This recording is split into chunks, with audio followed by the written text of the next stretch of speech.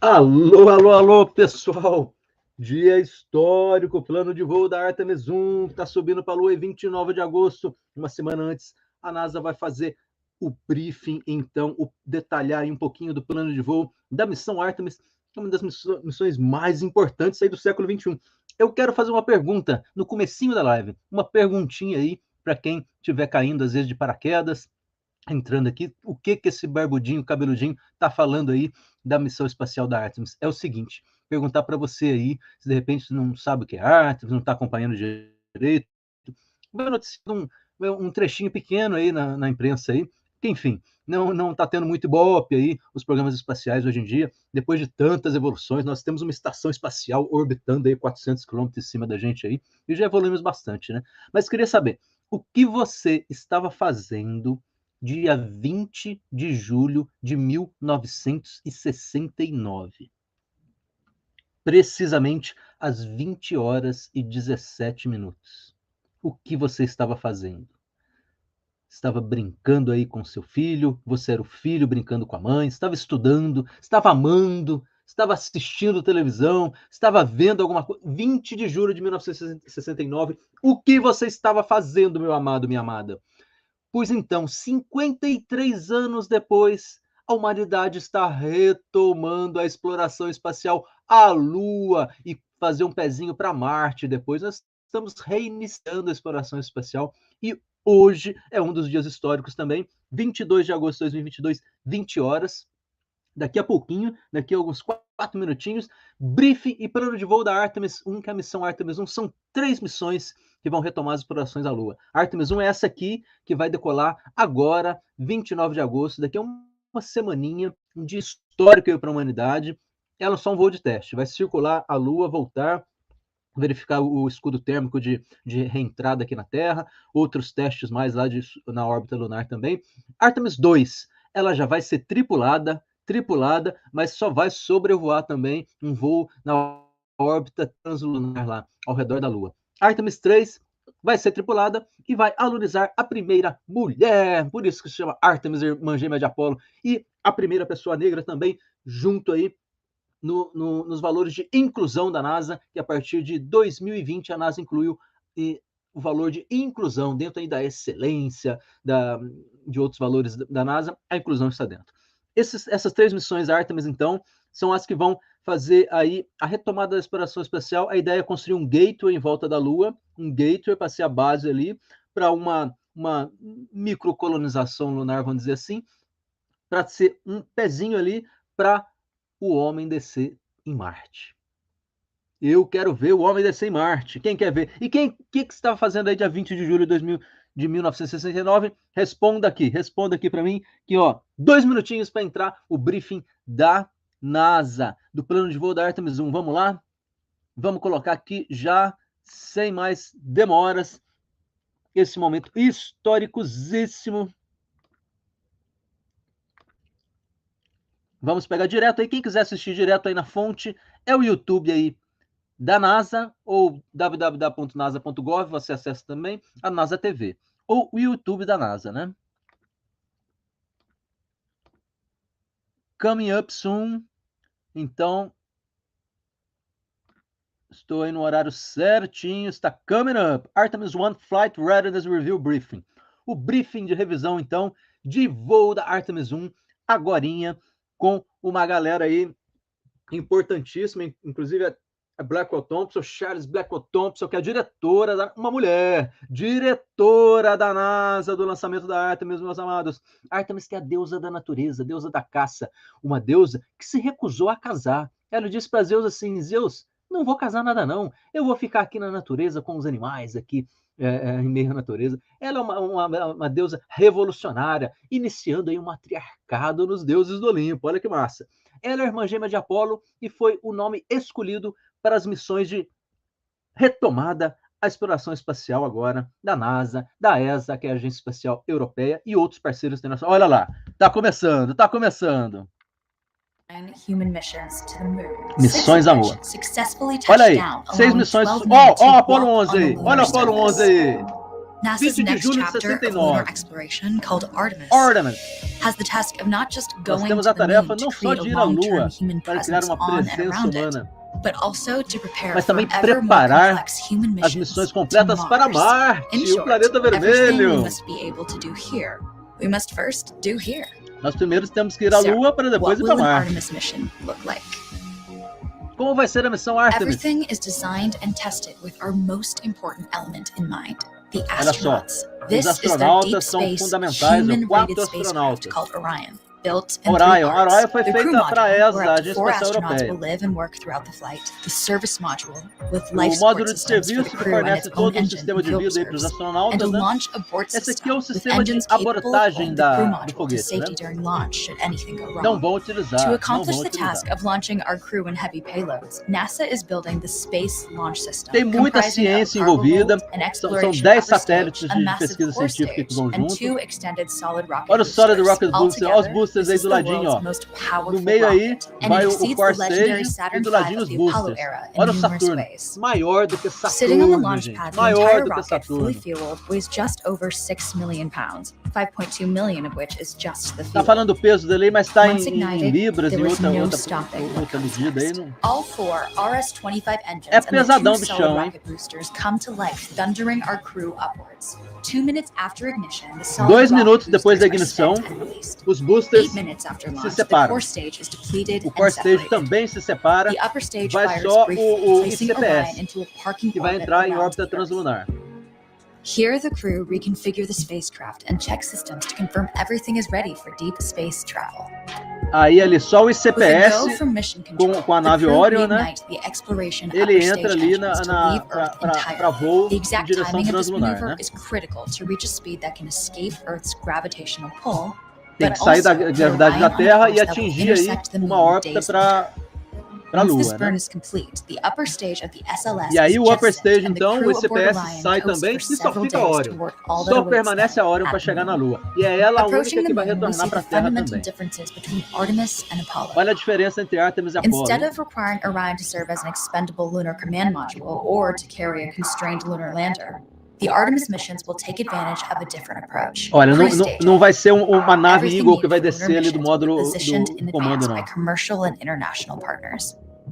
This includes rovers, Então, science experiments, and human-rated systems os on the rovers surface. lunares vão ser um pouco diferentes But do it que a also nave Eagle. includes a dedicated lunar station in orbit around the moon Olha o called Gateway. O Gateway. Gateway é uma Here at plataforma the que vai station, ficar we can pre-stage a em robust torno lunar da lander Lua, and establish como a a nossa strong ISS aqui em communications cima da relay. Terra, né? Designed with open standards, the Gateway can be expanded as new missions and Então partnerships novas develop, missões vão ser allowing acopladas multiple ali, ó. human missions Vai on the ser moon tipo at the same time, posto, and entreposto enabling ali de ongoing voo, né? science to be conducted even between human missions. The Gateway Um is entreposto also pra Marte capable também, of né? adjusting its orbit to allow access to every part of the moon, something the Apollo missions could not do. But the real As key in missões this Apollo approach is não placing fizeram Gateway isso, né? in a unique halo Ajustar as orbit órbitas to da perfect Lua the e tal, né? maneuvers needed for Mars missions. Então é uma And with evolução the dos growing programas list of Apollo, commercial meu and Deus do international céu. opportunities, Gateway is the Oportunidades ideal comerciais, hub between Earth internacionais, and ó, all that parceiros, lies né? beyond. Returning to our crew as they approach Gateway, the Orion must match the A Orion elliptical orbit chegando of ali the no station Gateway, in olha order só. to successfully dock. Vai entrar na órbita Once on elíptica, board, pre-selected crew members transfer to the lunar lander. vai entrar while no those assigned to Gateway, olha Gateway só. remain on station. The lunar lander system E aí itself is o built sistema through de 3 unique alunizagem vai Descending from entrar the em uma halo outra orbit órbita of Gateway down descendente, to a low chama lunar Halo orbit, Orbit, descending uma from low órbita lunar orbit to the halodescendente surface, para chegar na Lua. And É um once pouco the lunar diferente mission aí da is descida complete, que nós tivemos aí com a Apollo launching 11, from né? the surface of the moon and ascending all the way back to the orbiting Gateway. E aí depois é o retorno, né? O retorno aqui para acoplar no Gateway de Once back novo aboard e the depois Orion retornar spacecraft para a and Terra na undocked from Orion. Gateway, the crew fire their engine once to break out of the halo orbit and once again to sling the spacecraft around the moon. Aí faz aquele voo à Lua, sai da órbita da Lua, né? E vai As numa they near the trajetória e end of this volta à journey, Terra. the service module is O released. fim da jornada The aqui, crew ó. module is O oriented módulo heat ele shield entra first. aqui na reentrada, que é o ponto crítico da missão. Ponto crítico que vai a 2.000 graus Celsius. 2.000 graus Celsius a fricção aqui da reentrada na atmosfera. With the Aqui Orion fala um now at pouquinho mais, just 5 300 mil. miles per hour, a series of parachutes uniquely Os tested and paraquedas produced for this aliviam um moment pouco deploy, depois que faz a decelerating reentrada, the né? craft to just E é o 20 splashdown no miles Oceano per hour for Pacífico, splashdown. onde os navios aí da Marinha Americana recuperam os nossos With each astronautas. Olha successful que mission, coisa linda, né? Artemis ushers in the next wave of men and women to explore our moon. A próxima era dos And homens e prove mulheres explorando a that Lua. together, we are ready to go. We're ready to go beyond. We're going, my dear. Nós vamos. Puxa, é de arrepiar, é de arrepiar. Meu Deus do céu. Hi, I'm Serena Anand Chancellor. I'm a NASA astronaut, and this is Ask NASA, and I'm ready for your questions.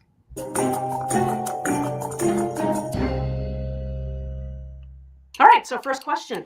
What is Artemis? Or what is the Artemis program? So the Artemis program Que é a missão is Artemis, our né? lunar exploration É a program. exploração lunar, olha lá. We will get to the South Pole of the Moon by O Polo 2024, Sul, landing Polo the first Sul da American Lua, woman hein? and the next man. A Why are we primeira doing mulher this? e o Well, in order próximo for us homem. to head towards Mars, we need a special place where we can practice, Olha essentially lá, develop Marte, robust ele vai engineering praticar na Lua, technologies, para figure out depois how ir well para a human Marte, né? does with long-duration spaceflight, learn how to build habitats, and we do Como all construir of this habitats on the moon. e voos de Essentially, longa we practice. duração. It's an engineering battleground, so we can go to Mars. What do you think it'll be like to go on an Artemis flight? Well, let me tell you, this would actually be really cool to go on an Artemis flight. Ó, seria muito legal ir num voo da Now, what Artemis, né? vehicle will we be traveling in? Well, it's actually the Olha lá, olha a Orion vehicle ali, que bonitinho. right here. And some of you may recognize this. This is similar to the old Apollo capsules, but it is bigger, Similar à it is cápsula better. Apollo, né? We've actually climbed inside Mas the é maior, mock-ups, maior e melhor. seen the systems, very modern Os sistemas, systems. os This módulos is what de will be vida. taking us back to the moon. It's going to have the first American woman on the moon. Serena, did you always want to be an astronaut? Você I sempre did, quis probably since I was 8 years old. My dad astronauta. finally asked me one Tem uma day, "Do you entrevista wanna aí be com an uma astronaut?" I astronauta da said, NASA "Yes." antes aí. What one personal Antes de item entrar o did you take briefing, to né? space? Oh, I took multiple personal items. It wasn't just one. Funny enough, I took a back scratcher because you need a back scratcher wherever you go. What food would you take to the moon? Ela levou Oh, um easy scratchbook cheeseburger, french lá fries, every time. e comida, perguntando If uma you were in a comida que dance ela off with an gosta lá. alien, what song would you pick? That's easy. It'd be Michael Jackson's Billie Jean. Ah, gostaria We de played tocar this Michael song on the Jackson lá launch para pad. dançar com os What do you aliens, né? miss the most about Earth when you're in space? I missed feeling the earth. So I miss the wind. I miss the rain. Olha, ela I sente miss falta the do smell of the vento, earth, da the smell of chuva, the do cheiro da grass. These are terra. things you just can't imitate on station. Coisas que não Is são it imitáveis scary na estação being in espacial. space? It's not scary being in space. I mean, it's your home, and it's the size of a 5-bedroom house. It's absolutely huge, and your friends are up there with you. So what's Seus wrong with amigos estão lá na Do you SS have com a você, question for então, NASA? de boa. Send your questions to our experts on Twitter using hashtag Legal, hein? AskNASA. Então, uma conversa com uma astronauta aí da NASA. Agora vamos ver a briefing. Olha We quem are vai at fazer o Kennedy briefing aí, Space ó. Center. Diretor do Kennedy Space Center, Janet Petro, Every piece of Jim hardware Free, necessary to Mike return to the Sarafin, moon is now gerente here. aí da Artemis, a Charlie Blackwell-Thompson, que é a diretora, né? Howard Hu, o diretor aqui do Orion, da ESA, né? Não, esse aqui é da NASA. E o They John are being Honeycutt, assembled, que é do Space Launch stacked, System também. Essa galera fueled, toda vai fazer o briefing, and né? primed for flight. The next time these engines fire up, we'll be on the launch pad to send an uncrewed Orion spacecraft around the moon on a flight test for the Artemis 1 mission. Mostrando aqui os momentos aí da construção da Artemis, então, né? Coisa It's been a linda, journey coisa of linda. 1,000 miles from factory floors all across this country and around the world to here.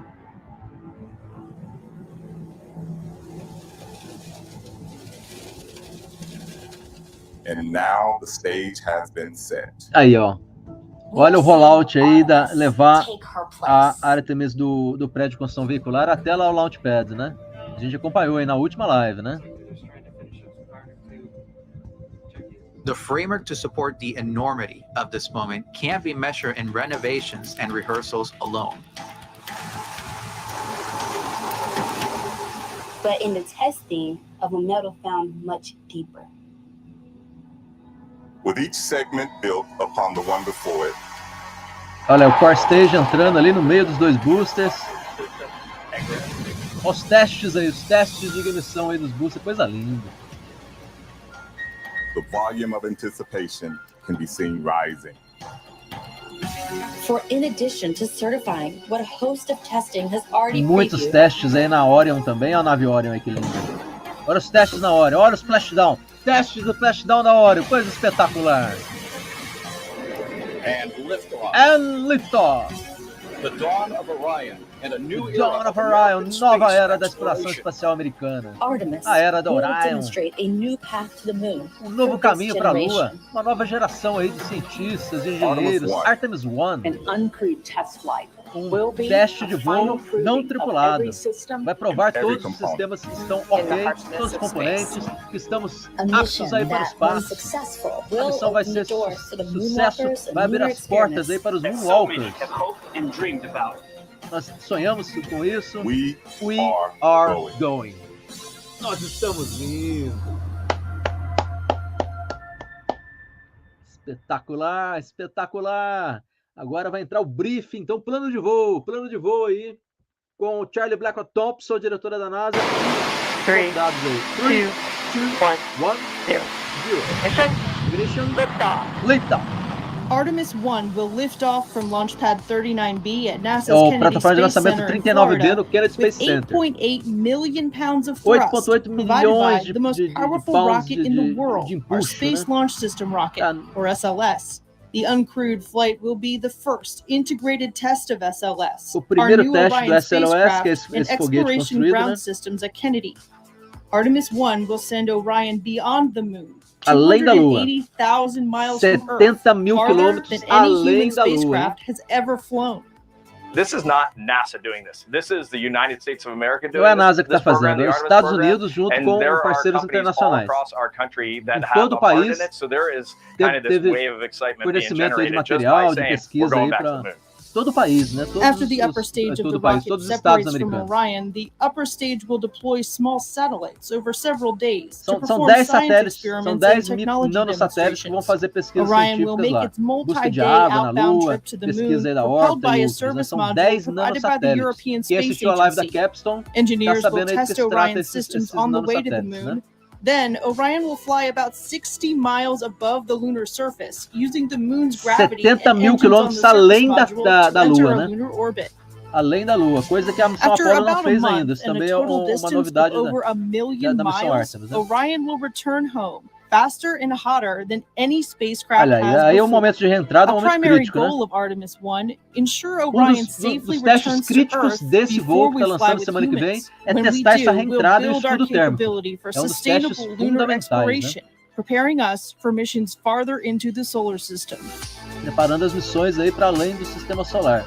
A primeira vai Initially, ser what we'd like to Marte, do né? is start establishing a presence on the moon. So we're going to establish going back there on a regular basis, and then we'll end up setting up gateway. Então, and we would a launch astronauta to the está dizendo aí que vai construir o gateway, né, que vai ser a plataforma aí para os equipamentos de alunizagem We are there for serem um entreposto, né? weeks, months on end.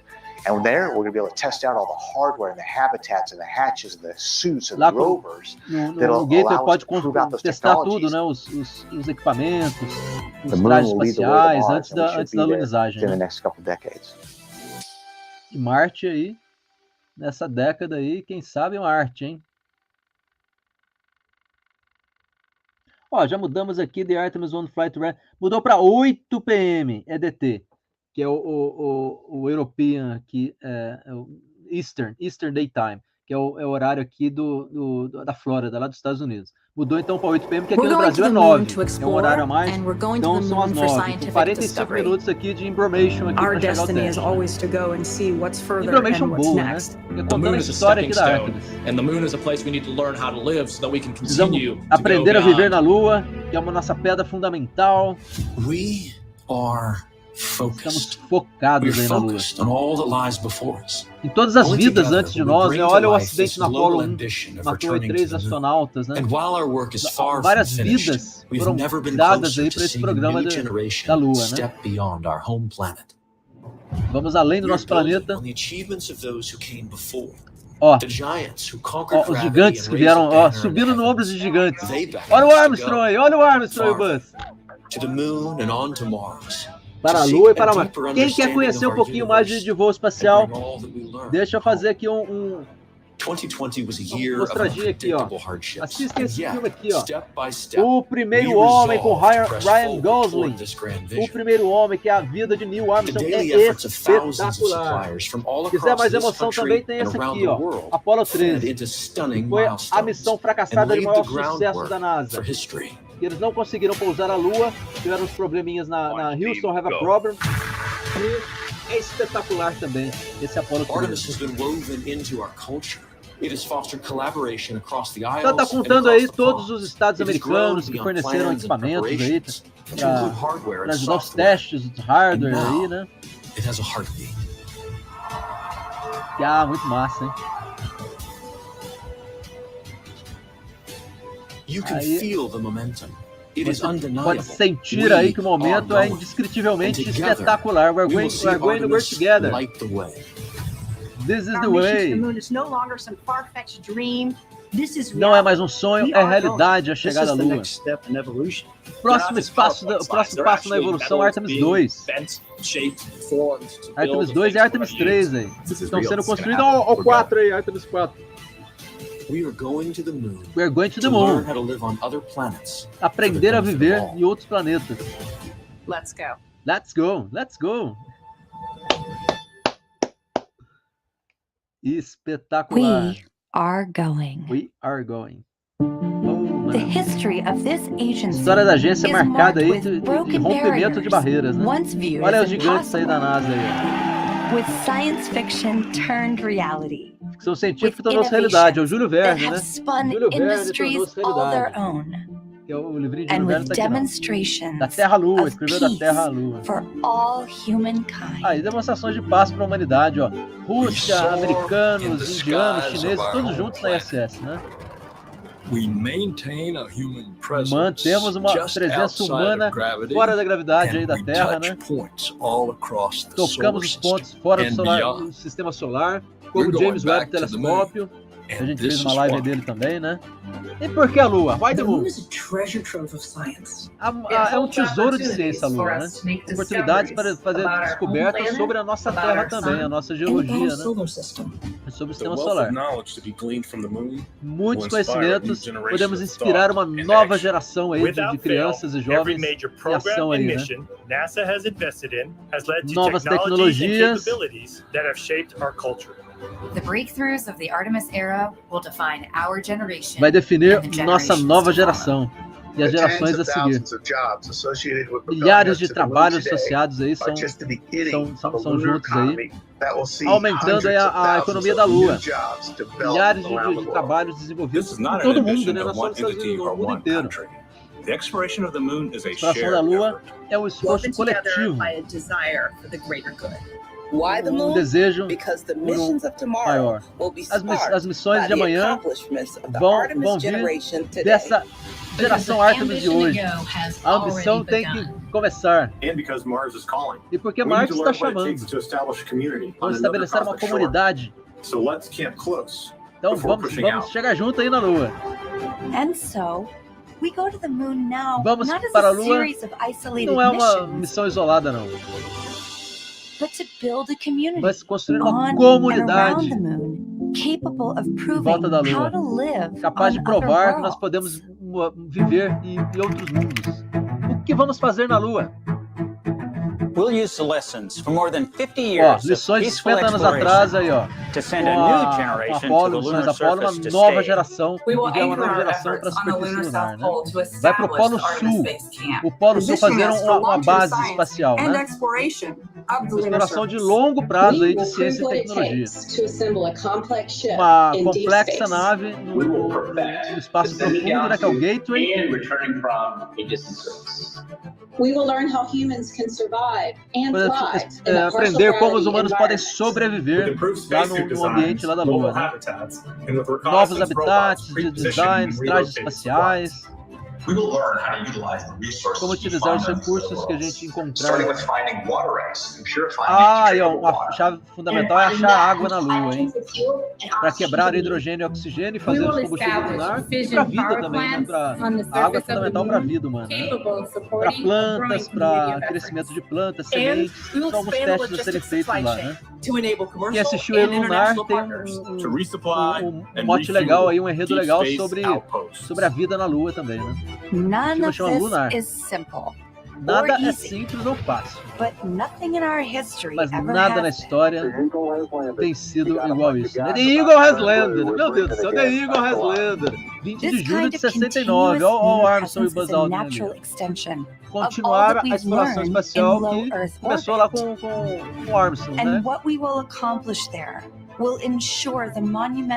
Vai garantir as missões monumentais para Marte depois, né? A primeira Artemis Mission está prontinha aí, né? Alguns payloads, que algumas cargas auxiliares, né? Começamos aí o próximo passo na exploração humana da Lua. Olha a galera da NASA. De arrepiar, de arrepiar. Então começa ali às 9 horas, então agora são 8h20, ó, tem mais 40 minutos aí de... A NASA colocou até uma imagem da ISS ali, ó. At NASA, we have always answered the innate call to go. Ó, apareceu uma imagem do Neil Armstrong ali. We're going to stay. Proving that humanity que a humanidade can live on the moon, pode viver na Lua e Marte, and share the wonders of the solar system with all. Compartilhar as maravilhas do sistema solar com os outros, né? História de pessoas que fazem essa jornada possível. A história da galera, ó, legal isso, homenageando a galera da NASA. Países em volta do mundo, aí, ó o pessoal da ISS, ó a cabeçadinha ali. Technologies that revolutionize Tecnologias que revolucionam a indústria, né? Tipos de materiais, controle de algumas doenças, né? Como se comportam algumas células do corpo humano também no alto espaço. Isso tem efeito em várias questões de saúde também, né? Hi, I'm Shel Ingram. My name is Raja Chari. Ó, uma galera aí. Kate Robbins, Kevin Christina Barron, Cook. Christina NASA Rod, astronaut Joe Acaba. Joe Acaba, a galera aí, ó. Woody Hoberg. Anne McClain, Stephanie Wilson, My name is Johnny Kim. Nicole Mann, Victor Glover. Jessica Watkins, Hi, Jessica Wong. I'm Matthew Dominic. Jasmine Morbelli. Frank Rubio. Scott Tingleton. This is what we do. Parabéns. This is what we This is will what do. we do. Isso é o que nós vamos fazer. Let's go. Let's go, guys.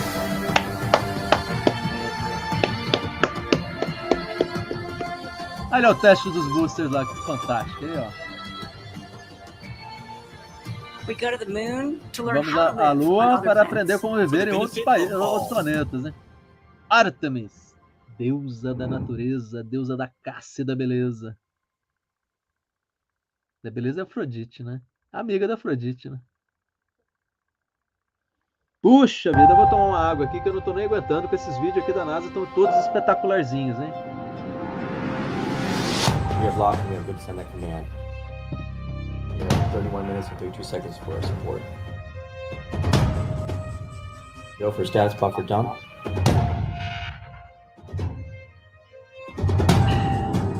Since the retirement of the space shuttle, the engineering team is absolutely critical for Hubble.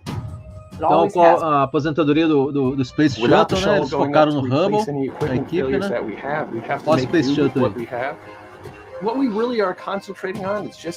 Agora se concentraram no telescópio, depois foi o James Webb, né? Primeiro o Hubble, depois o James Webb. And we have no reason not to expect that Hubble will last until the late 2020s and beyond. Aí vai falar um pouquinho do Hubble, né? Que aí, ó... Tá falando do Hubble, então eu vou aproveitar para descansar um pouquinho aqui. Systems engineer for what's known as the optical telescope assembly of the Hubble Vai falar um pouquinho do Hubble, então. Deixa a galera falar aí, o Hubble. Então, These are the nosso foco instruments aqui that agora actually é a help viagem à Lua, Hubble do the no exquisite and telescópio, precise né? O pointing James Webb that e o it Hubble. does. Right now we're getting ready to perform an observation. The telescope is going to be trying to go to acquire some guide stars in just Plano de few voo minutes aqui. here. The stock Vamos is the pedir Space licença aqui, Telescope o Operations Control Center. meu amigo where aqui, we dá send licencinha aí. Mas fala do Hubble aí. Deixa a NASA continuando lá. o que é o objetivo hoje aqui, que a NASA vai passar às 9 horas, daqui a 36 minutos. Passar um plano de voo, um review, então, dos procedimentos que agora seguem nessa semana, a semana de pré-lançamento. É um briefing de pré-lançamento, isso é normal aí nas missões espaciais, e é uma coletiva de imprensa, né? Eles acabam fazendo um briefing aberto à imprensa. Então vai ter perguntas também, e os diretores da NASA estão lá para responderem aí dentro das possibilidades. Um briefing importantíssimo de pré-lançamento da Artemis. São exatamente 7 dias nos separam aí do lançamento da decolagem da Artemis 1, lá do Cabo Canaveral, do plataforma de lançamento 39B. Daqui a 7 dias, 29 de agosto. São 3 dias de janela de lançamento, lembrando aqui, né? Vamos que aí, 29 de agosto não dê certo, os testes ali, de repente, a NASA opta aí por suspender aí de alguma forma, né, o teste. 29 de agosto ele pode, então, ser suspenso, e as duas próximas datas são 2 de setembro e 5 de setembro. Então são bem próximos. O Artemis continua lá no Launchpad, ela não volta mais para o VAB, o veículo de prédio de construção veicular, não volta mais. É dali para lançar. Ali ela não tem salvação. Ela vai para o espaço, ela vai para a Lua. Ou 29 de agosto, ou 2 de setembro, ou 5 de setembro. São essas 3 janelas, que todas essas datas dependem aí de condições meteorológicas, de tempo, de órbita da Lua, de posições planetárias entre a Lua, Sol e tal, para maximizar aí a energia também. Então, a janelinha é bem calculada aí, os engenheiros da NASA calculam bem quais são os horários e dias possíveis para um lançamento de máxima rendimento, né? Então, são 29 de agosto, 2 de setembro e 5 de setembro. Eu estou aqui com meus botões, 29 de agosto, se não der, talvez o 2 de setembro, né? Estou pensando aqui no 2 de setembro. Mas 29 de agosto é o que está agendado, tá? O nosso briefing, então, vai ser daqui a exatamente 33 minutos. A NASA está passando alguns vídeos aqui, falou um pouquinho da Artemis, que a gente já aproveitou ali da Artemis, agora está falando aqui do Hubble, está falando do Space Shuttle, o Space Shuttle aqui agora. Está falando de outros programas espaciais aqui agora, que não é o interesse nesse momento. No momento agora é o interesse da Artemis, né? E aí, a pergunta que eu faço aqui, vamos colocar uma perguntinha aqui, né? Vamos colocar uma perguntinha aqui, ó.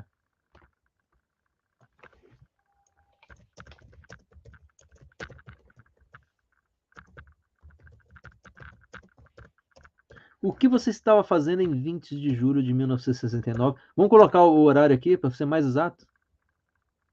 20h17 PM. Pronto, é isso aqui que eu quero saber.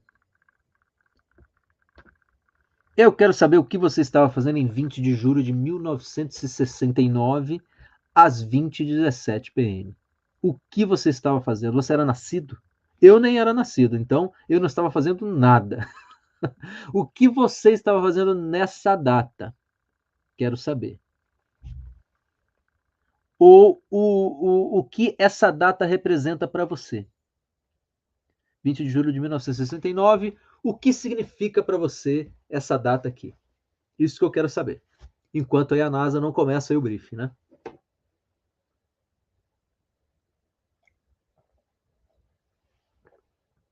Quero ver quem vai responder. Vou ficar aguardando. Enquanto isso, não ligo a NASA ali enquanto não tiver a primeira resposta aí. Ainda estão falando lá de outros programas.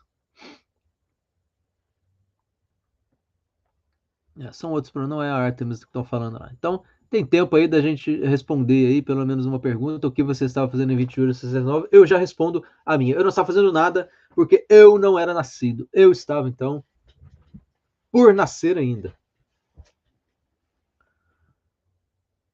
Um dos dias mais importantes da humanidade, que estamos repetindo agora, 53 anos depois dessa data aqui, ó, estamos retornando à exploração lunar. Foi o dia em que Neil Armstrong e Buzz Aldrin, 2 norte-americanos, pisaram em outro mundo pela primeira vez na história da humanidade. Na Apollo 11, na nave Eagle. um dia histórico importantíssimo em vários sentidos, né? E 53 anos depois, a retomada da exploração espacial lunar e depois para Marte tem também as suas importâncias que a gente pode abordar. A gente falou um pouquinho aqui agora nesses vídeos aí, né? Mas a gente vai acompanhar o programa Artemis durante vários anos ainda e tem muita história para contar. Essa é só a primeira Artemis, gente. Em 2024, Artemis 2 está para subir com astronautas, com 4 astronautas. Eu estou pensando em talvez ir para a Flórida para acompanhar, para ver o lançamento ao vivo. Certeza absoluta é Artemis 3 em 2025 ou 2026, seja o lançamento de 4 astronautas, uma mulher e uma pessoa negra, para alunizar na Lua em 2025 ou 2026 com Artemis 3. Certeza absoluta, se eu estiver vivo, Deus me permita estarei na Flórida para ver o lançamento desses 4 astronautas ao vivo em 2025 na Artemis 3. Artemis 2, não sei, vou negociar aqui com a família, ver se eu recebo aqui uma permissão para decolar também, para ver a Artemis 2. O Artemis 3 é certeza, certeza. Mas agora, para começar, esse é um voo de teste, não é tripulado, não vai astronauta nenhum, então vai só a nave Orion, é a que vai circundar a Lua, ela sozinha, controlada aqui pela missão de controle aqui lá em Houston e outros lugares, do Johnson Space Center e outros também, né? A ESA também, controlando aí a missão sem seres humanos lá, né? Tudo à distância. Vai controlar o voo, a Orion vai sobrevoar, vai fazer o que tem que fazer os testes todos ali de órbita e a reentrada, que é o principal, testar o escudo térmico de reentrada aqui, o splashdown. Esses são os testes principais que essa Artemis 1, que está paradinha lá no Kennedy Space Center, agora, nesse exato momento, esperando a decolagem daqui a uma semana. Então, aí, estamos aí a 20 e poucos minutos aí de iniciar o plano de voo. Ele teve aí um reagendamento por parte da NASA, então quem chegou na live ali por agora, reagendou, iria ser às 8 horas PM, horário do Brasil, né, 7 horas lá do Eastern Time, mas mudou para as 9 horas do Brasil e 8 horas Eastern Time. Teve um reagendamento aí, uma hora postergado aí. Então estamos aguardando aqui.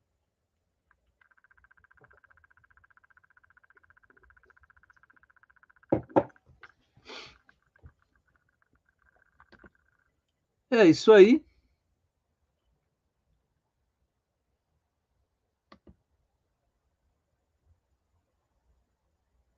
Tá falando do Hubble ainda? Então ainda do Hubble. Vamos deixar aqui para quem gosta do Hubble aí.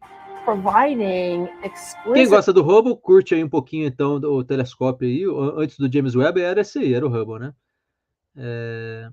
Ainda, né? Ele ainda está operativo. Quem gosta do Hubble, assiste um pouquinho do Hubble aí. E o plano de voo vai começar daqui a pouco. In an accurate way. We couldn't do any of those scientific analyses if we didn't have this team of operations experts behind the scenes. Eu vou tomar uma aguinha aqui, descansar um pouco a voz. Details of Hubble's technical operations are being monitored, being handled, being managed, being planned in a near perfect way.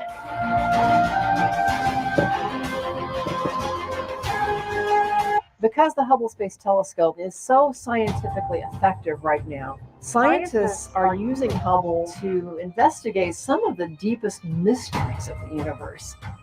One of the primary Ninguém respondeu aí não, quero saber. Atmospheres around exoplanets. Quero saber o que você está fazendo 2169 ou o que significa para você. Vamos complementar aqui, né? That's one of the things I love about Hubble is that it ends up giving us new questions, new mysteries to explore.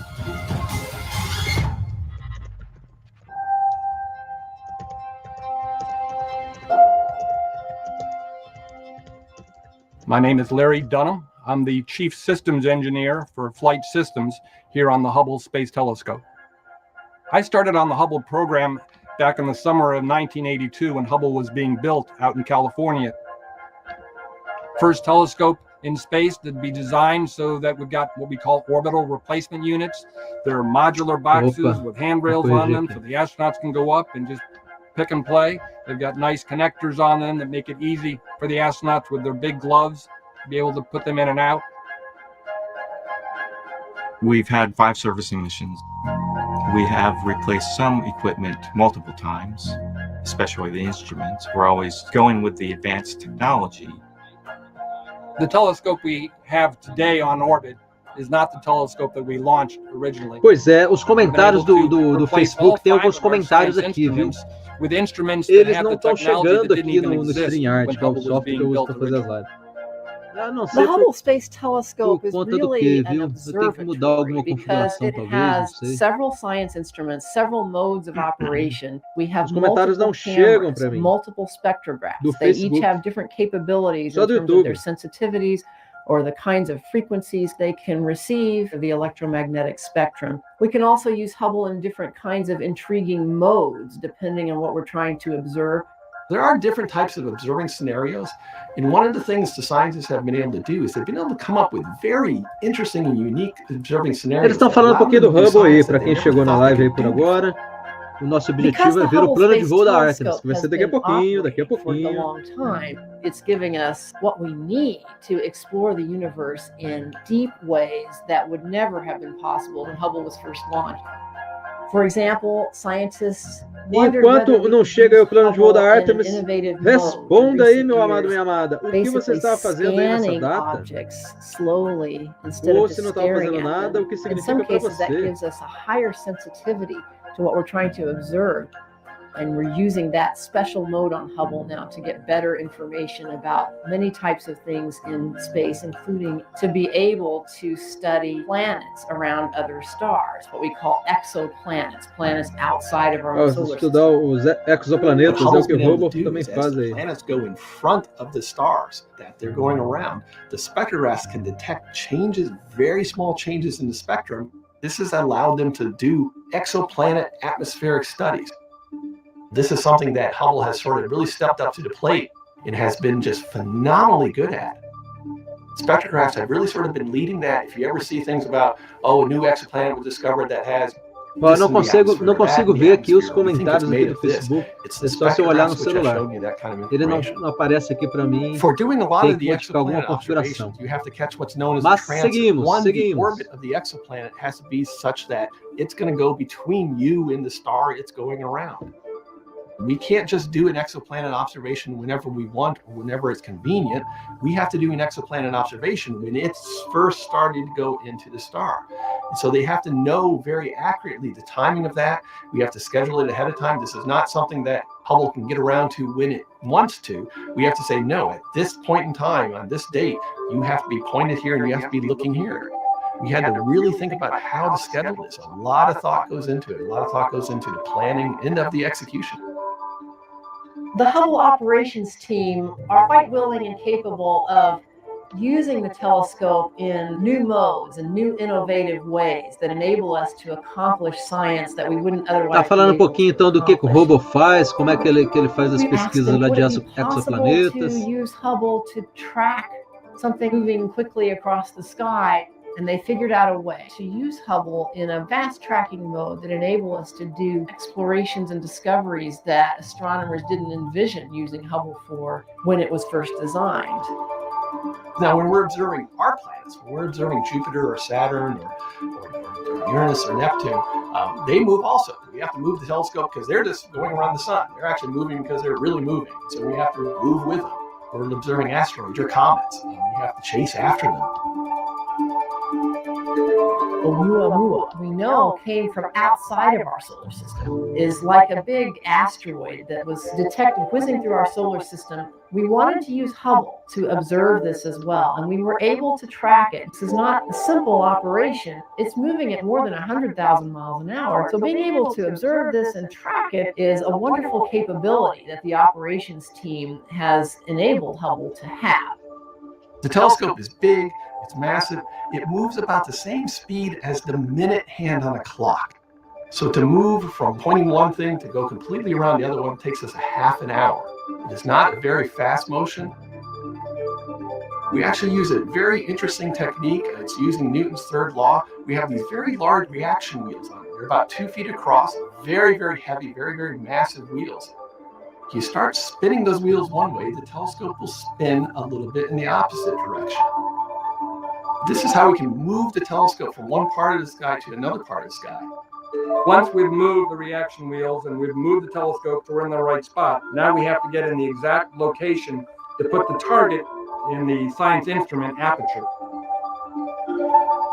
What's going to happen now is the FGSs are going to start talking to the telescope, talking to the flight software computer and saying, I want you to move the telescope over here a little bit to be able to position the science for the science aperture. Most of the time, minha filha tá assistindo, mandou aqui uns recadinhos para mim. Observations that have been planned quite a bit in advance. Observers around the world, astronomers will write proposals. We will then take those accepted proposals and observe whatever it is that the astronomer has proposed. But sometimes there are things that happen that are unexpected or rapid events that we need a more rapid response. We have a te amo, Maricília, te amo. Continua assistindo aí. And that's when something unexpected happens in the universe that astronomers, they want to immediately jump on that as fast as possible with Hubble. Temos aí 18 minutos para o plano de voo da Artemis. 18 minutos, vamos aí. A target of opportunity was esperando aí. submitted for Hubble to actually go look at the remnant and see if we could find it. We had the engineers run through it. We got new commanding sequences from the Space Telescope Science Institute. We were able to run all that through, and then we executed on orbit. Tá falando um pouquinho aí dos trabalhos aí do Hubble. A new schedule and set of command loads. We can modify a lot of the flight software, modify how the instruments are commanded. It allows us to change. We can react very quickly. What Hubble has done compared to what we were thinking Hubble could do is just amazing. Hubble's had its fingers in almost everything, a neutron star collision, looking for all the supernova, all this stuff going on with dark matter, dark energy, exoplanets. Hubble has just been constantly finding new things. Now we're looking at these interstellar comets and these interstellar asteroids visiting us. It's really been spectacular to watch. There really are two key aspects to Hubble's design that have enabled us to last the 30 years that we have, and that is really the redundancy that we have on board, and then it's the servicing, putting in new and improved instruments, and being able to improve the hardware with lessons learned over the 30 years of Hubble operations. We are now at our peak performance. The Hubble Space Telescope has had a profound impact, not only on astronomy. It showed that humans in space and science can go hand in hand to enable us to explore space in richer ways than we could ever do with either just astronauts alone or just with instrumentation alone. By using these skills together, new vistas of exploration are open to us, and that lesson is something we're still benefiting from as we envision future space exploration.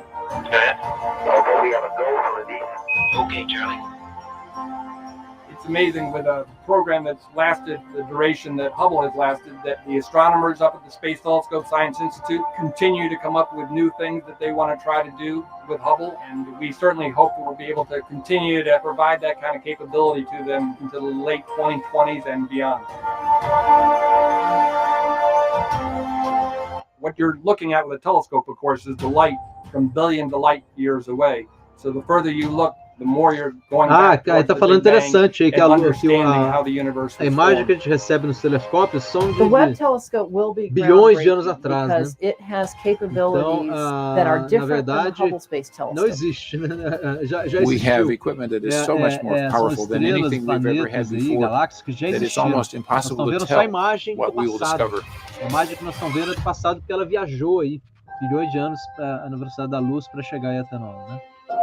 Então, na verdade, os telescópios observam o passado. É interessante, né? E instigante Hubble's isso, né? accomplishments include Estamos something vendo algo called que não the deep existe mais. fields. Looking out into space and collecting light, sometimes for many days, these Coletar deep fields luz have por muitos revealed dias. Ela está visually explicando to como é que é o us funcionamento a do telescópio, né? Como universe você coleta absolutely luz aí teeming with por vários galaxies, tempos hundreds aí, né? of billions of galaxies. centenas de bilhões de galáxias aí, ó. One of the neat things about the ultra deep field, one of the things that made it so o Ultra Deep Field, o campo profundo, é onde entrou o James Webb telescópio. There's an exposure time that's expressed, I think it's já não é o 11.2 Hubble mais, days. né? There's a very, very long exposure time. But probably what's more o tempo de important is exposição how varia many orbits it took us as to do técnicas that. variam bastante. 400 orbits of Hubble data to take that image. You only get 15 orbits a day. Aí, ó, olha a imagem do James Webb. Acho que tá falando do James Webb agora, hein? Observe this one spot in the sky for 400 orbits. And the really unique thing about that was they picked a spot where there wasn't anything. They looked and they said there's absolutely nothing here. And eles olharam para o spot dizendo, ó, não tem nada aqui nesse pontinho aqui. Looking at nothing. And they said, olhar pro nada, we né? want to see what it can see.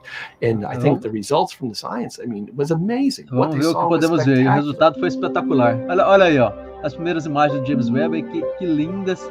Isso aí Hubble eu fiz uma spent 2 weeks livezinha sobre taking isso pictures também, of empty places in the sky, and they saw they weren't empty at all. There were thousands and thousands of galaxies.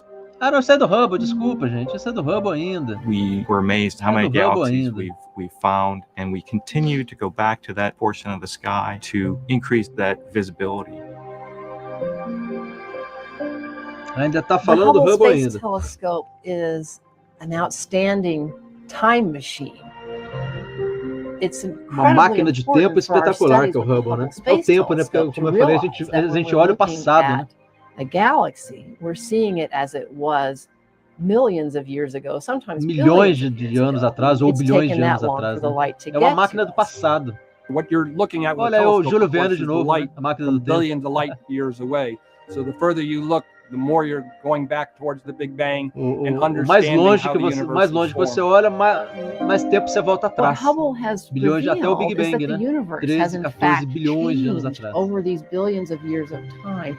The early galaxies, the very distant ones, as mais distantes galáxias, né? Simple. Sometimes they're messy looking. They're small. They haven't são pequenas, são simples, né? Não tiveram muito tempo de formações espetaculares, né? Over time, we see galaxies são galáxias mais merging with simples. other galaxies and growing bigger and bigger, and those mergers can look like train wrecks in our Hubble images. Que coisa linda! É arte pura, né? These very, very deep exposures that Hubble has been able to coisa linda, coisa divina, né? O dedo de Deus aí fazendo essas maravilhas, né? When Hubble was first designed and envisioned, it was never thought it could actually see that far out. 20:47, estamos a exatamente 13 minutos instruments that we've been able to put up on the telescope, and also the cleverness of the scientists. They've come up with very interesting observing scenarios, doing these really deep exposures. 12 minutos. Sit there for orbit after orbit after orbit. Vamos esperando aqui ansiosamente. We've been able to push Hubble out very, very far. As Hubble looks out into these fields of galaxies, we sometimes see clusters of galaxies. These are galaxies tá mostrando os clusters de galáxias, né? Os juntamentos de galáxias. E aí eu confundi aí que era do James Webb, mas é do Hubble ainda. Conglomerations. There's so much mass mas that então eu they vou pedir have licença, an actual observable impact on space-time itself. Einstein predicted that mass distorts space, but we didn't realize we could actually see the effects of that. But with Hubble, we have been able to falando see que a teoria da relatividade de Einstein foi provada com os telescópios, né? Que a massa ela contorce a luz ali, né? Travels through that cluster of galaxies or around it due to this gravitational lensing muda ali the lensing also magnifies that background galaxy. So if we look in some of these distorted arcs, de lente, o efeito de lente, né? Que aí a gravidade das galáxias, dos planetas, estrelas comprimem a luz e tem o efeito de lente, faz o efeito de lente aí, que é a prova da teoria da relatividade. Os telescópios aí modernos provaram a teoria da relatividade com a distorção do efeito de luz aí nas galáxias. Lindo isso, né? O efeito de lente aí, que provou a teoria da relatividade, né? Lindo, lindo, lindo, lindo. A chamadinha aí, Program Note, Artemis vai começar daqui a pouquinho. Flight Readiness Review. 2021, which will be able to see farther into the infrared part of the electromagnetic spectrum. That enables us to see some galaxies that are difficult for Hubble to see. Tá falando agora do James Webb, né? Consegue ver um pouquinho mais longe ainda. Their light is traveling through us through expanding space and gets stretched out into redder wavelengths, often far into the infrared part. E aí ele consegue pegar alguns comprimentos de onda menores aí que o Hubble não consegue detectar, né? Will give us more information about some of those very distant galaxies. Vai pegar galáxias mais distantes ainda. O James Webb Space Telescope. O James Webb agora, hein? Ah, é bonitinho. Ele é tipo um favinho de mel ali, bonitinho. Hexágonos aí. Tem engenharia aí atrás desses hexágonos. The first objects that grew out of the Big Bang material probably happened in about 100 million years after that start. We think the Webb telescope can pick them up. They're rare. 100 milhões de anos após o Big Bang começaram esses primeiros materiais a se formarem, que é a formação das primeiras galáxias, né? 800 million years after the expansion began. So we think we get much closer to the first objects with the Webb telescope. Com o Webb telescope conseguimos chegar aí nessas galáxias primitivas. The Webb telescope cannot give about visible and ultraviolet emission from things in the universe. And when we have all that information coming in at the same time, it's like a banquet of scientific return. É um banquete de retorno científico, né? As imagens são espetaculares. Acho que eles vão mostrar um pouquinho das imagens do James Webb, né? So that will be a huge accomplishment that depends on both pieces of equipment, the Hubble telescope and the James Webb telescope working together. Os dois trabalhando juntos, é um do ladinho do outro, os telescópios irmãos aí. About this probability that we'll have both the Hubble Space Telescope and the Webb telescope operating at the same time for quite a few years. That will give us os dois estão operando junto por alguns anos ainda. 20:51, 9 minutos aí para começar, hein? We're doing preparatory observations for the Webb telescope. 9 minutos para começar. Countdown, nosso countdown aqui. 10 minutos, 9, 8 minutos. Countdown para começar o Flight Review aqui da Artemis 1 para a Lua. Are proposing observations with Hubble right now, specifically to help us learn information that will be useful for making the best use of the Webb telescope as soon as it's launched and gets going in its science observations. E agora? I think the Hubble telescope has been the most productive science instrument ever built.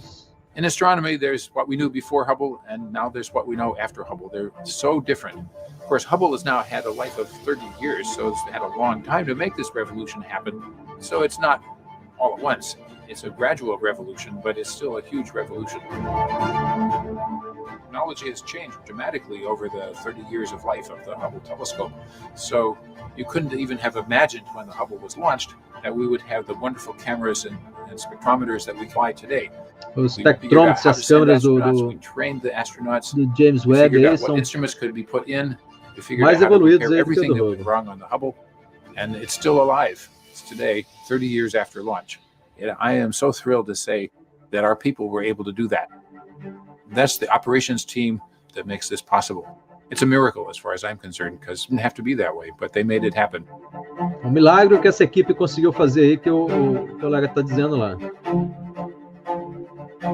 Hubble Eye in the Sky. Acabou. Vamos lá, ó. 7 minutinhos. 7 minutinhos.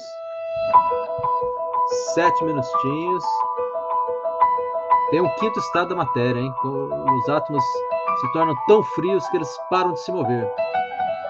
E param de ser como átomos, né? E se comportam como onda. É o condensado de Bose-Einstein. Tá falando um pouquinho de ciência agora, né? O laboratório de átomos frios aí da NASA. Quinto estado da matéria, que o Einstein criou na teoria da relatividade, a matéria se transformando em onda.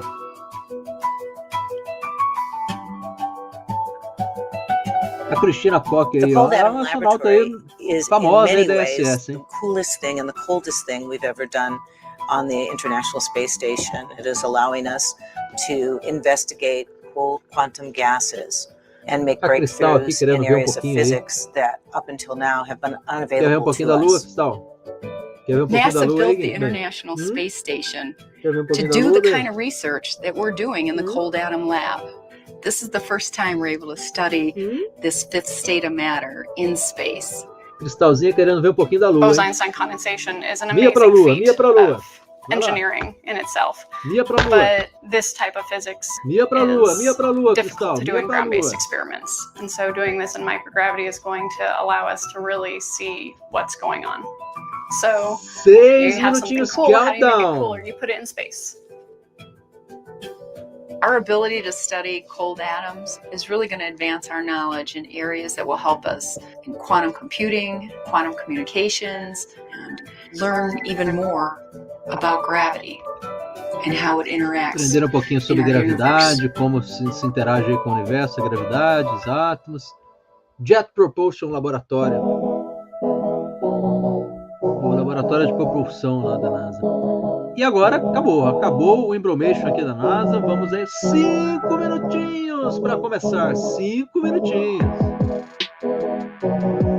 E eu estou esperando ver quem vai responder a pergunta. O que você estava fazendo em 20 de julho de 69? Diga aí, meu irmão. Ou se não estava vivo, o que essa data significa para você, minha querida? Artemis 1 Flight Readiness Review Briefing. Começando daqui a pouquinho. Vamos ver quem vai falar.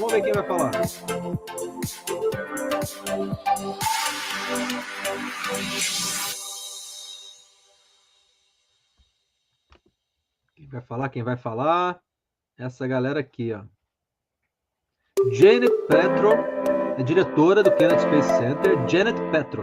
O Jim Free, que é o gerente aqui de desenvolvimento de sistemas da NASA. Jim Free, Janet Petro. O Mike Sarafin, que é o gerente de missão da NASA. Mike Sarafin. A Charlie Blackwell-Thompson, adoro ela, que é a nossa espetacular diretora aí da Artemis, do programa Artemis, né? Howard Hu, que é o gerente do programa Orion. E o John Honeycutt, que é o gerente aqui do Space Launch System Program, o programa aí do veículo de lançamento espacial, que é o SLS, que é o veículo que vai lançar a Orion aí para o espaço, né?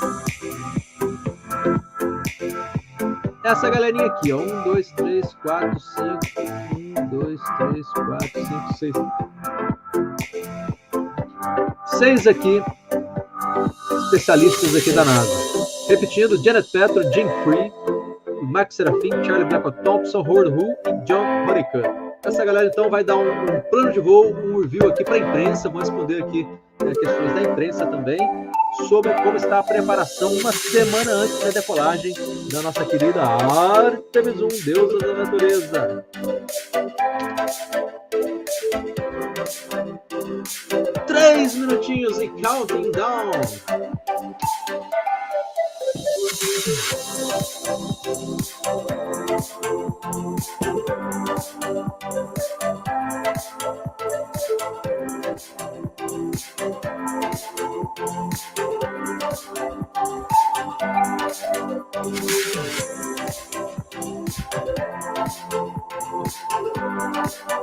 Pô, parece uma discoteca.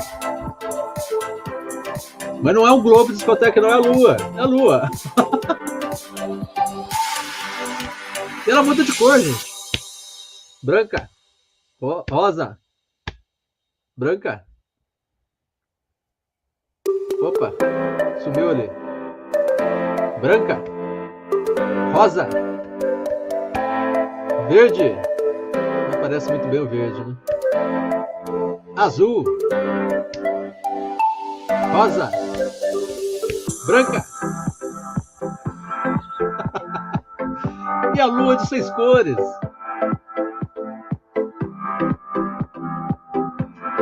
Enquanto eu danço aqui um techno dance, esperando 2 minutinhos para o review de flight da Artemis.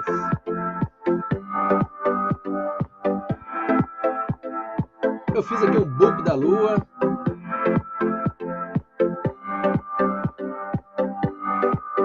Olá, festa, gente. O maior evento aí da humanidade científica, o maior evento científico da humanidade vai acontecer daqui a uma semaninha. Estamos em 1 minuto e countdown. 1 minuto.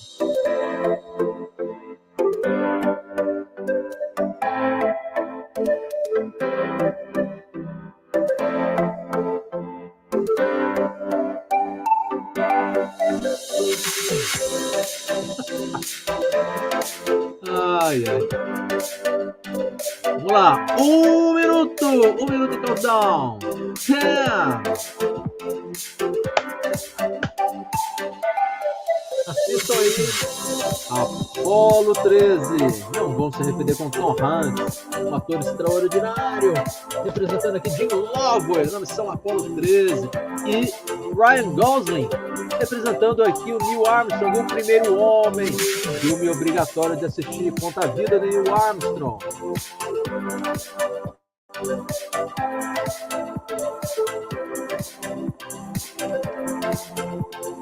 Um minutinho. No Flight Readiness Review Briefing da Artemis 1. Daqui uma semana tá subindo a Lua. Agora, gente, agora. É agora.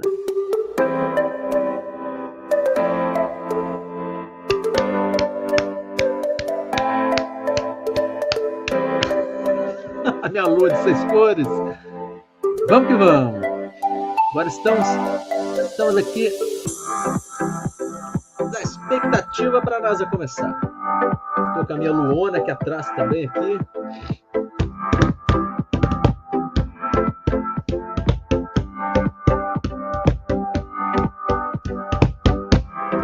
Uma semaninha. O que você estava fazendo aí em vídeo Júlio 69, hein? Quero saber. Ninguém quer responder ao vivo. Quem assistir a live depois aí, que ela fica aí disponível, responde depois também, pode responder. Responde aí o que você estava fazendo nessa data. E por que essa data é importante para você ou não, né? Ou não significa nada.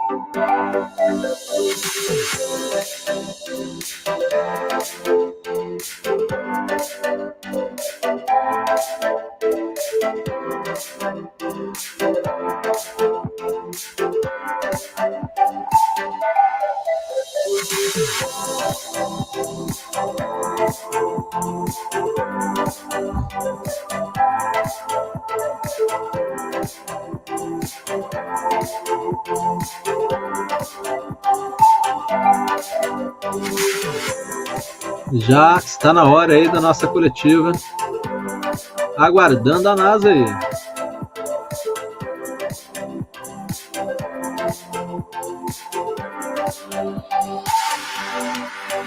Olha aí. Olha aí o nosso foguetinho querido aqui. Olha o nosso foguetinho querido aqui.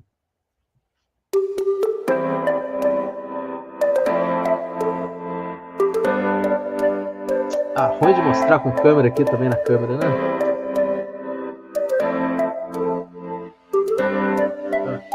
Não pega direito? Olha lá, pegou de ladinho assim, ó. De ladinho ele pega. Olha a Artemis aí na plataforma de lançamento, coisa linda aqui, hein? O NASA aqui no Space Center aqui, ó. Tá aguardando aqui o plano de voo, plano de voo.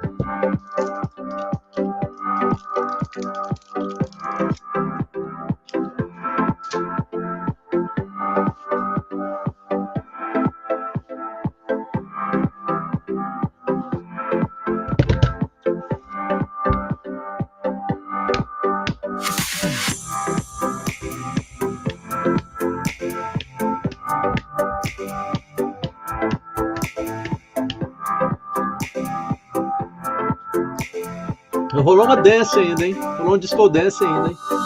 Quem imaginar, uma live aí do Barbudinho da NASA rolando disco dance ainda. Opa! Começou, vai começar, hein? Ainda rolou um disco dance aqui com o Barbudinho e com a NASA. Vamos lá. Apostos.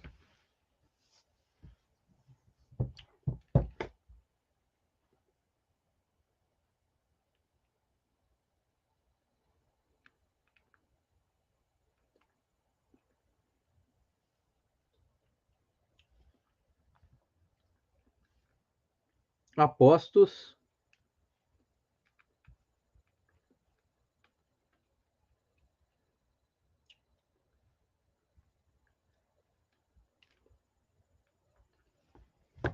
Vamos ver quem começa aí.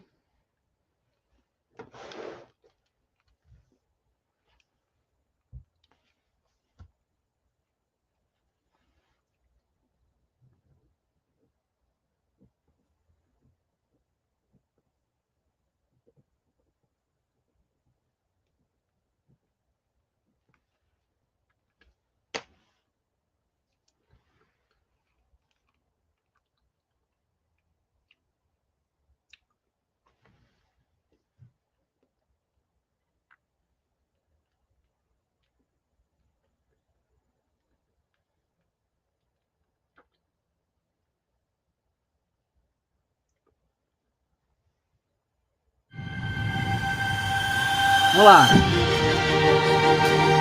Vai começar. 10, 9, 8, 7, 6, 5, 4, 3, 2, 1. Ignition. And liftoff.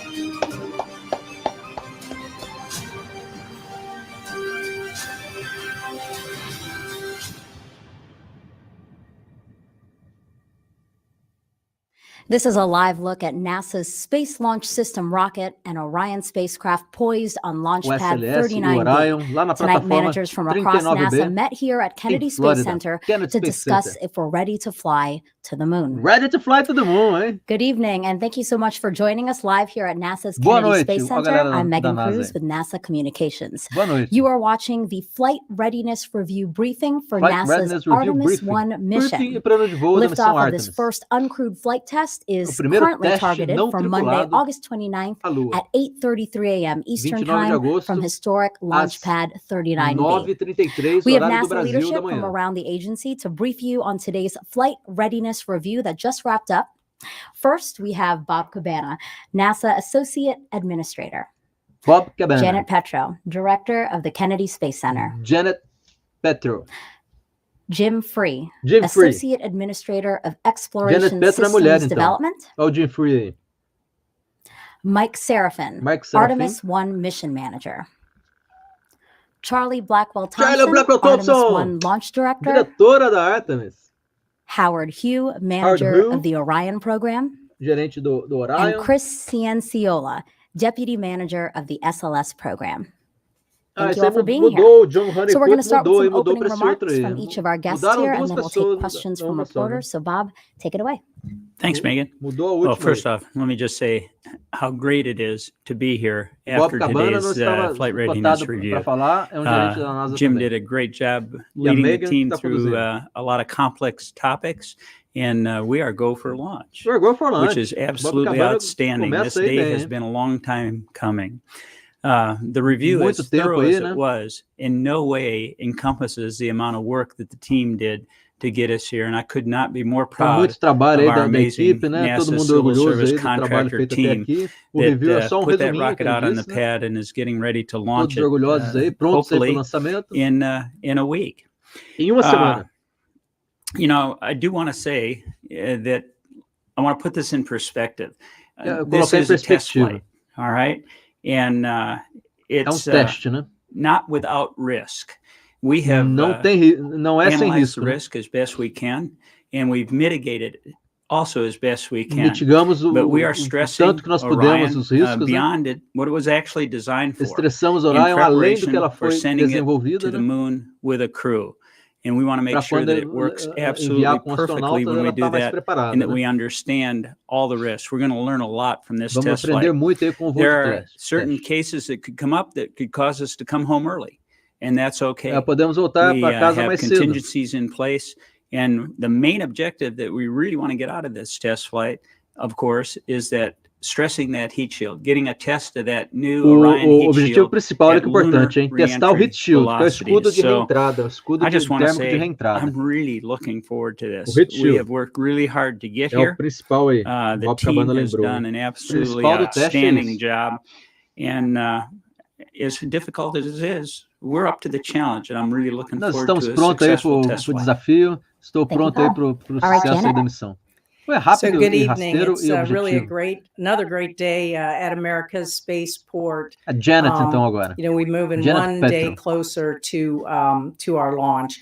So last week at Kennedy Space Center, we held our Launch Center Readiness Review, and this is where we assessed all the systems to get us ready for launch, and that led us into today's agency readiness review. Plano de Vôo já foi and really feito, né? appreciated the discussion Semana at the passada, agency review around this being a test flight and the risk we're taking as we stress the vehicle beyond what it would normally be operated in future missions, particularly with crew. Ela reafirmou que a cabana disse que foram os testes além do Kennedy projetado, Space Center, I would say, across the agency Orion, né? and all around the Space Coast as we get closer and closer to this launch. You know, ever since we rolled out to the pad last week, you can feel the excitement, the energy increase, and it's really, really palpable. A excitação de our todo team mundo esperando aí, né? does have some work to Around finish the up Kennedy at the Space pad, but Center we e are very toda a excited, and I NASA. can't tell you how proud I am personally of the team todos os here at Estados Kennedy Unidos aí. Space Center and the integrated team across the agency. How hard they have worked for a decade to get to this point, and so we're ready. We are going, and go Artemis. We are going, go Artemis. We're ready. We are ready. All right, we are Jim. going, go Artemis. Yes, good evening, and thanks for letting me be here today. What a great moment we had today with the flight readiness review. I got to be honest, it's pretty cool to chair a flight readiness review. It's great to be part of this organization and lead the Exploration Systems Development and Mission Directorate with Kathy Kerner. That for our purpose, is to really look at our readiness from launch all the way through recovery. So we're really focused on launch right now, but we were talking about launch, flight, and recovery today. Bob mentioned it, incredible depth of work. We only really skim the surface, I'd say, of the work that's been done over the past number of years. Só pedacinho do trabalho really que foi feito na semana passada, requirements and verifications the team has done that really are there to push the vehicle to the limits. Bob talked about the risk. We are pushing the vehicle to its limits. Push the vehicle really to its limits. Stressing it to Levar get ready for veículo crew. aos seus limites. It is incredibly risky. We talked about risks today. We talked about our mitigation steps for those risks. And we've mitigated the risk as far as we can. And now it's our time to get to launch so that we get that data that we need to put crew on it. I'm really proud of our folks that have put their time in, their families that have given up time with them, the dedication they've shown. I think that came through today. We know there's thousands of folks that supported that review that we had today. And I'm really grateful for their work. The results, we had no exceptions today. We actually had no actions coming out of the review, and we had no dissenting opinions today. We do have, as Janet mentioned, the work to go at the pad, which you'll hear about from folks that follow me. We did talk to the launch team. We talked to the flight team.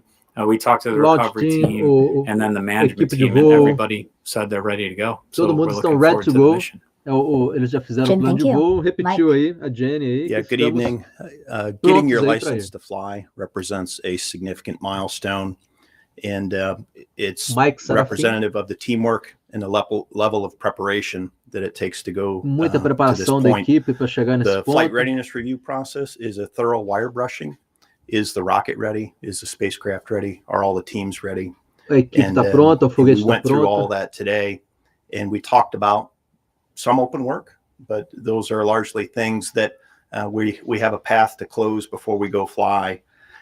In terms of the mission management team, which I'll be chairing when we get to pick up at the Launch Minus 2-day review, which is essentially our launch readiness review, we have a series of decision gates that are in front of us. And the purpose of the mission management team is to provide oversight and risk acceptance, as well as to basically, if we are outside of our pre-planned criteria, to assess whether we should continue or whether we should knock it off as part of a flight test. Ele reforçou aqui o plano de voo de 2 dias antes, L-2. Que tem those os alongside of our pontos de operations decisão, teams, our launch team, our flight team, and our recovery team, as well as with our engineering support elements in Huntsville and in Houston. 2 dias antes. The test flight itself carries inherent risk, and we talked about that today. We talked about what we call moderate risk and high risks throughout. São riscos moderados e riscos altos of a new rocket and a new spacecraft. Planejam, né? And at its furthest point, the spacecraft will be nearly 290,000 miles from Earth before returning home. And this is the first human class mission in over 50 years. So we're doing something that is incredibly difficult to do. And tá fazendo uma missão bem difícil, né? A primeira missão de 60 anos aí, que tá indo além da Lua. One thing that I've been reflecting on today was a quote by Hugh Dryden, who was one of the founders of the Apollo program, and he talked about the purpose of flight testing, which was to separate the real from the imagined and the known from the unknown. Tirar o real do imaginário e o desconhecido do conhecido do desconhecido. That's a great quote. Thank you for us to keep in mind as we move Legal forward. Essa frase aí que ele disse aí do fundador do programa Good Apollo. evening. It's great to be here today, 1 week away from Charlie launch. Blackwell-Thompson. And it feels great finishing up the flight readiness review and knowing that we are A one razão step closer dos testes, então, to launch. Our teams here at Kennedy Space Center tirar o real are do finishing imaginário up e our o conhecido do processing and working desconhecido. hard to get us to our call Separar, stations, which is planned for Saturday morning. Since Então, arriving sábado at de the manhã, pad, we rolled out inicia o in the enchimento evening dos on tanques, Tuesday, and after arriving at the pad last Wednesday morning, we have been busy doing our validations of our critical facility connects to the mobile launcher. That includes all of our commodities, electrical connects, command and control, all of those are complete and behind us. And we are getting ready right now for our, what we call our program-specific engineering test, which is really, we have about 2 tests left. That's one of them. Está falando pouquinho dos testes aí que são necessários e serão feitos, né? Third shift tomorrow. And then we'll also pick up with our booster servicing activities. We did that during wet dress.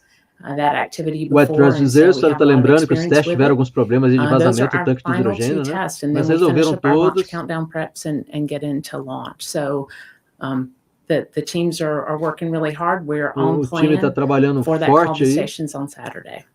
Para as compensações aí no sábado. As has been mentioned in previous press briefings, we have extended the time frame of our flight termination system that is required by the Space Launch Delta 45th to cover 3 launch attempts.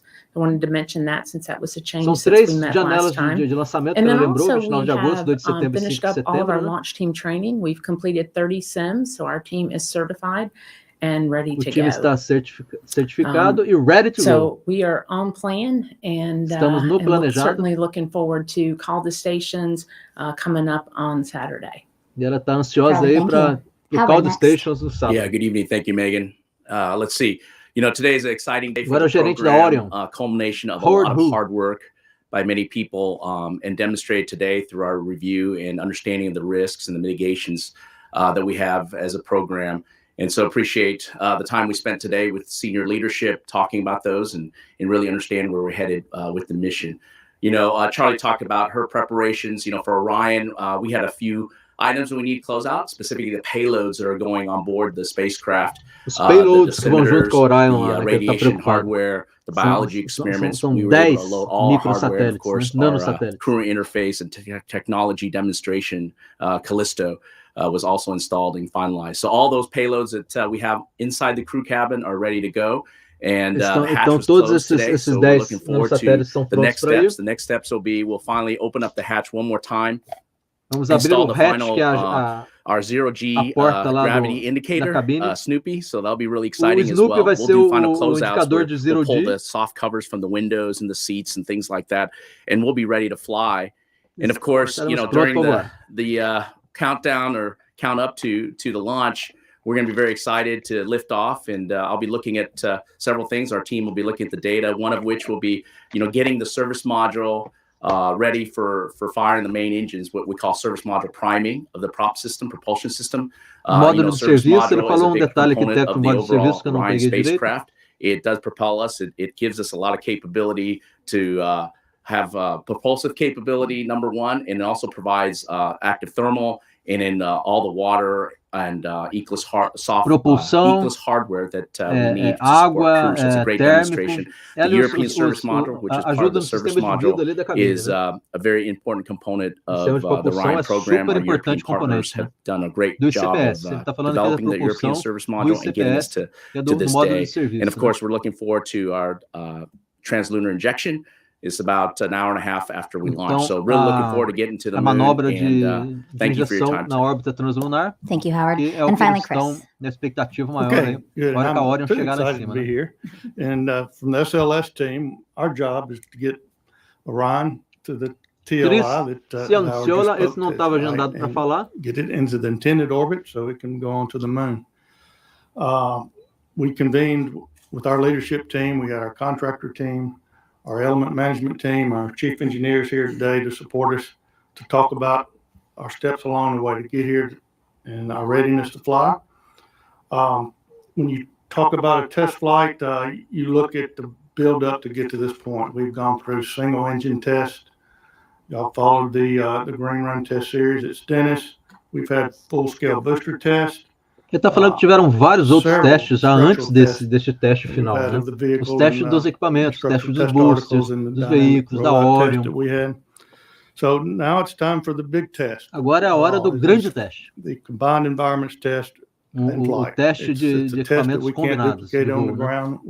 We've tried our best with all the environments we have. Demos o melhor de todos aí. This is the reason we fly to com o módulo fully understand the vehicle. Agência Espacial Europeia. So we're excited about it. At the end of the day, we went through all the polling. The team is ready.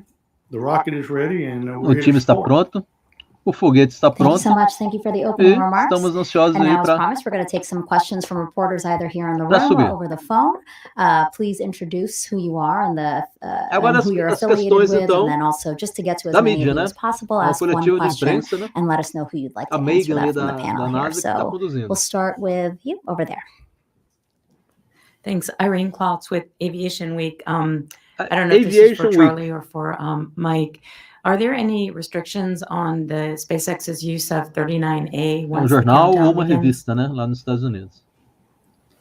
You want to take that or me? You take first crack.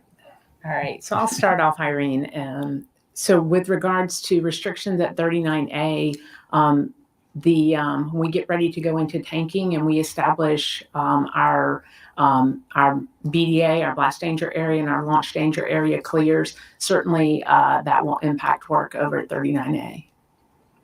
Ela perguntou pouco dos impactos ecológicos e ambientais do lançamento, né? Ela falou pouquinho que fez todo a evacuação da área, a preparação da área. Está falando aí que os testes estão já certificados para operarem ambientalmente. Hi guys, Bill Harwood, CBS. This is for Mike Sarafin. I am still a little bit confused without an abort motor in the LAS. Está confuso aí com o sistema de abortagem. The abort scenarios for this flight. I mean, I guess you can get off after 3 minutes in 16 seconds or something, but I'm unclear about what happens when you're overflying Africa or where abort once around comes into play. I don't understand the timing. Ele não entende um pouco o tempo aí de entrada no sistema de abortagem. Ele diz em 3 minutos ou até 60 segundos. Como é que os astronautas conseguem acessar esse painel de abortagem? Que é lá no piquinho do foguete, né? Designed in abort capability to protect crew on later flights. On this initial uncrewed test flight, we do not have an active abort motor. On the launch abort system, we have an active jettison motor. Nominally, we don't need the abort motor. It would only be required in the event that you're trying to protect the crew up to the point where you achieve what's called untargeted abort splashdown. So you're about 3 minutes into flight, closer to 4 minutes into flight, you have to separate the service module fairing panels. And then at that point, you can use the service module for aborts. And that it's at that point, once the service module fairings separate and we verified that we can use the launch abort, or we can jettison the launch abort system, and that provides what's called untargeted abort splashdown capabilities. So the vehicle at that point could splash down anywhere in the Atlantic before we get to the African continent. Before the untargeted abort splashdown coverage ends, we actually pick up abort once around coverage, so we actually have overlapping abort capability, and we could abort once around if necessary. And then if we don't need to abort once around, we would proceed through perigee raise and either enter a low Earth orbit or proceed through the point of translunar injection. And Howard, I don't know if you have anything to add to that. Ele falou então que a abordagem, depois de 3 minutos de voo, ele é operativo ali quando tem tripulação, não é o caso desse voo de teste. E que depois de 3 minutos, quando você separa o estágio ali do core stage e os boosters, fica só Orion e o módulo de serviço, e aí ele We'll take two on the phone now. We have Chris Davenport with the Washington Post. Estou confuso como o americano que perguntou. Hi, thanks so much for doing this. I guess this question's for whoever wants to take it, but a couple of the panelists said that this mission is going to stress Orion past what it was originally designed for when it has crew on board. I wonder if you could just elaborate on that. Are you talking about the long duration of this test flight, or the fact that you'll be going some 40,000 miles beyond the moon, or is it some other challenge? Thanks. Quer saber como é que é os testes de estresse da Orion? Se eles vão além ali da Lua, se vão aumentar a velocidade, como é que vai ser esse teste de estresse aí? 21 days, active days with 4 crew, that's one of our key design parameters. But certainly this mission allows us to push a lot of capability, certainly duration, the long class mission that we're talking about, 42 days. A duração, 42 dias, né? A duração é importante aí, que ele vai estressar o Orion durante 42 dias, um teste de longa duração. And the heat shield will have the same return velocity. I think you asked about the heat shield. So certainly the demonstration at 25,000 miles per hour coming back is very important, because those will be our lunar return trajectories with the crew, and that'll demonstrate our capability and really validate the models and the ground testing we've done with the heat shield. O heat shield então a 28 mil km por hora. Vão estressar ao máximo aí o Orion, né? Nesse heat shield aí. Also on the phone is Kristen Fisher with CNN. É o estresse da Orion. Thank you very much. This question is for Bob Cabana. It's been about half a century since NASA has had a rocket designed to take humans to the moon. On the launch pad, ready to actually 50 anos que nós desenvolvemos foguetes para ir para a Lua, né? Speaking the right stuff for astronauts and former astronauts to talk about their feelings, but I'm curious, Bob, what it feels like to be working for NASA at this moment in history, a week before launch, with all that's gone into this. Como se sente participando da NASA agora, nesse momento histórico, 50 anos depois dos voos à Lua? I think I've shared with all of you, I had the privilege of seeing uma pergunta pessoal, an Apollo launch. I saw Apollo 13 launch as a young midshipman, and I never dreamed I'd end up being an astronaut, let alone director of the Kennedy Space Center or in the position I'm in now. And worked really hard. The years I was at KSC getting ready for this, and Janet has got to take it to its completion, seeing it roll out to the pad for launch. But I have to say, I'm really excited and honored to be in the position I am, to actually be part of seeing SLS, Artemis 1, out there on the pad, launching us, returning us back to the moon and eventually on to Mars. I'm a product of the Apollo generation, and look what it did for us. And I cannot wait to see what comes from the Artemis generation, because I think it's going to inspire even more than Apollo did. It's going to be absolutely outstanding. I also want to throw in, the administrator and I both sat through that entire review today, and Pam was dialed in on it from Washington, and a lot of work to get to this point. So I think that's one of the things that I feel. When you ask how do I feel amazing pride in the team that got us to where we are, and it was really eu sinto um imenso orgulho pelo time que nos guiou até onde nós estamos agora. And know that we are ready to go do this. Para ir para a Lua e depois para Marte. Well said, Bob. Thank you. We'll go to some questions here in the room. Go ahead. E vai nos inspirar aí. Hi, I'm Jim Siegel. I'm with NASATech.net. A question for Bob Cabana. You mentioned, Bob, the importance of testing out the heat shield. Perhaps that's the most important aspect of this flight. And I'm curious about whether during the flight, if there are any tests or checks on that heat shield before it actually goes into practice during re-entry. Anything going on during the test? That's a great question, Jim. I'm going to turn that over to Howard, because Howard owns that vehicle. That is a highly instrumented heat shield. We're going to be monitoring it throughout the flight and re-entry, and Howard, any checks that you got planned during the mission itself? Yeah, not specific. Obviously, the crew module and the service module are attached together, so we're not. It's unlike we're an orbiter where you going uphill and separating from the core stage. You know, you've got potential impacts or anything like that. So there's no unique tests about it. Certainly, instrumentation wise. We have a lot of hundreds of instrumentation on the crew. Tem muita instrumentação aí para pegar dados aí do heat shield. That data and of course review that data when we get back. Para pegar os dados e revê-los. That's before re-entry. That instrumentation. The instrumentation already exists on the vehicle itself, and then as part of re-entry, it'll be collecting the data. A instrumentação então vai coletar os dados durante a reentrada. All right, we actually have some other questions on the phone. We have David Curley with the Discovery Channel. David. Discovery Channel. Thanks very much for taking the question. It could be cabana free. But I think Howard, the question from Davenport was stressing this vehicle beyond. We know about the heat shield. What I heard from your answer is just duration. Are there other things that you are stressing the vehicle beyond duration of the mission? Eu perguntou se vão estressar outras coisas além da Orion. Started this. I'll say a few words and I'll turn it over to Howard and Mike. But as Howard mentioned, it was designed for 21 days, and that's what the European service module was certified for. Going 42 days puts a lot more stress on all those systems, plus the environment that it's in. Longer exposure to radiation, longer exposure to micrometeorite hits. We're going to learn a lot from this test flight. And the point is, we're stressing it beyond what it was designed for, and we'll see what we learn. Anything you want to add to that, Howard? Yeah, I think you hit então, really good points, disse que o Orion foi projetado para 21 dias e vai ser levado a 42 dias, o dobro do tempo, teste de longa duração, exposição à radiação, that'll allow you to as test out the ondas de systems fully as micro-ondas e you go outras through coisas that mais. time frame of 42 days. And so that duration, along with, we're really trying to activate all the systems utilized. For example, optical nav. We're pushing the optical nav technology and be able to certify that for future flights when we don't have comm on the spacecraft potentially, and utilizing that as a navigation asset. So those are things that we're looking forward to in terms of demonstrating capability and pushing the envelope of the technologies that we have on board the spacecraft.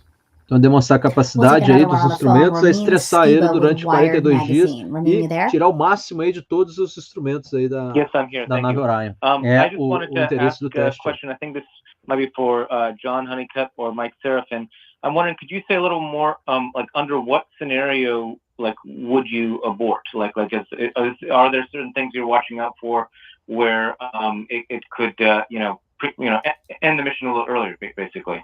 Qual o cenário de abortagem, né? Qual o cenário que leva à abortagem? Pergunta ótima. Gostei. Add anything you want. So on Artemis 1, we have a lean forward strategy to get our high priority objective, which is to demonstrate the heat shield at lunar reentry conditions. We are o heat shield e a reentrada, né? To the point of translunar injection, unless we're sure that we're going to lose the vehicle. So we've got a lean forward strategy here on this flight. We would be go on this flight for conditions that we would normally be no-go for on a crewed flight in the interest of crew safety. But because we want to buy down risk across the manifest and to understand the system and the system design and its margins, we are going to press through the point of translunar injection if at all possible. In terms of aborts, the vehicle is largely automated from the point of booster ignition all the way up through translunar injection. And we've got go-no-go criteria that have been established at various points along the way, including the translunar injection maneuver. And then we have a couple of gates prior to the translunar injection maneuver, as well as prior to the perigee race maneuver. And we could punch off the interim cryo propulsion stage while it's in a inhibited attitude control system phase. Those bars are set pretty high. We would only do that if, again, we were pretty sure we would lose the work. So that is something that is unique to this uncrewed flight test, and we're going to press ahead and press uphill unless we're sure we're going to lose it. I don't know, Chris, if you have anything to add on that. No, I'd just say that Ele falou pouquinho das manobras de injeção translunar. For some reason, the rocket's not performing as planned. E do perigeu aí também da órbita da Lua. Based on what's happening, não respondeu muito aí quais os momentos de abortagem, né? Acho que não respondeu. We'll go back to the não. room here, and then we have several on the phone again. Thanks, Stephen Clark from Spaceflight Now. I think my question's for probably Mike Sarafin. Listened to your webinar last week about launch windows and the trajectory for Artemis 1. One thing I'm still not clear on is you talked about the variable azimuth during the 2-hour window. Is that trajectory calculated on the fly basically by the SLS guidance system, or is it calculated like minute by minute or certain intervals on the ground and then uploaded into the computer? Just how does that work as you navigate to get to that target for TLI? The short answer is yes, the SLS calculates that based on the time of liftoff, trying to hit the insertion altitude, which is a 975 by 16 nautical mile insertion altitude. And then the upper stage, the intercraft propulsion stage, adjusts to account for the differences in the point of translunar injection. So you got to remember, perguntou como é o cálculo certinho das injeções de manobras para entrar na órbita translunar, como é feito isso. Aí o colega da NASA está dizendo que o SLS já sai calculando desde o momento da decolagem, ajustando aí toda a the variable trajetória, né? azimuth is really trying to set up what we call the antipode, or the point opposite, relative to the moon. Aí uma resposta bastante técnica aí que eu também não consegui acompanhar aqui direito. You got the Earth rotating on its axis, the moon going about the Earth, and the spacecraft launching over tem a Terra, a Lua, as órbitas da Terra e Lua e a espaçonave voando. Então são bastante variáveis a calcular aí a órbita certinha de chegar na translunar. We have Jeff Faust with Space News. Space News. Good evening. A question for Mike Sarafin. You mentioned you had some open work left to do, and I just wanted to see if you could provide any more details on that open work, and if that is work that you would normally expect to be open at this point in launch preparations, or if it's something that is not expected, but you still expect to close in time for launch next week. Thanks. Yes, some of the work is very straightforward, very simple, like what Charlie outlined, to load the boosters with their fuel and to get the vehicle configured. Probably the biggest one that was talked at our flight readiness review today was the hydrogen kickstart to thermally condition the engines. If you recall, então o ponto principal aí de mais preocupação é carregar os tanques de hidrogênio. Tivemos aí vazamento aí no Charlie and her team have come up with a plan to demonstrate it before we get into terminal count, and that is something that we're going to demonstrate end to end for the first time on day of launch. And if we do not successfully demonstrate that, we are not going to launch that day. Se não conseguir demonstrar certinho esse problema do hidrogênio, não vai lançar no dia 29 de agosto. Hydrogen kickstart, we did. What we'll do is we'll plan to put that in after we get core stage LH2 or liquid hydrogen into replenish. A hora que entrar o tanque de hidrogênio o hidrogênio no replenish, então put some pressure on it. We'll colocar alguma pressão lá no tanque. Verify, vai verificar então. First off, we'll verify the functionality of that 4-inch QD where we had the issue during wet dress rehearsal. Verify that that's working correctly. Once we have a predetermined amount of kickstart bleed, it's about 45 minutes or so. 45 and then we'll get into eventual bleed, and then after that we'll do the special pre-press test. Normally that would happen in terminal count. We would have done it in wet dress, but we weren't able to do that because não conseguiram fazer em wet dress rehearsal. And so we've added that into the launch countdown at kind of a quiescent point, if you will, so that we can understand that prior to getting into terminal count, where you have a lot of other dynamics in your system. Tem outras dinâmicas no sistema, então ele adicionou esse ponto aí de verificar o hidrogênio que era para ter sido feito lá no teste de wet dress, eles vão fazer no lançamento oficial. Eu estou cheirando aí que talvez o 29 não vai não, e vai para 2 de setembro. Our safe and arm rotations, We have already completed, Howard talked about the late stow work that we did this weekend, the Orion hatch closure, and so that's behind us. So now really we're just looking at that RF testing, the safe and arm rotations, the booster servicing, and then getting into our launch countdown preps, and then into launch countdown proper. But all of that work is very, very well choreographed, laid out, and again, muito coreografado, todos os sistemas aí foram testados, a Orion, os boosters, só mesmo o hidrogênio que é um momento de preocupação aí da NASA. Wall Street Journal. Wall Street Journal. Hi there. Maybe this one goes to Bob Cabana or Jim Free. Could you describe kind of the minimum milestones that NASA needs to reach with Artemis 1, to keep pressing on toward Artemis 2? Like, how does the agency know, that it's ready to really focus in on Artemis 2 after this launch? Thanks. Qual a relação em Artemis 1 e Artemis 2? Quais os prazos? Thanks, Bob. I think you've heard on some of the other calls about the objectives that we're working. The heat shield, the stressing the system, the delivery sistemas, o heat and shield, performance of SLS and recovery of the vehicle are all critical things we need to do before we can talk about going to Artemis 2. If we don't get all of those, we'll have a discussion about the risk that remains before we would put crew onto Artemis 2. Antes de colocar the other thing I want to na stress Artemis is we're going to learn a lot on this mission.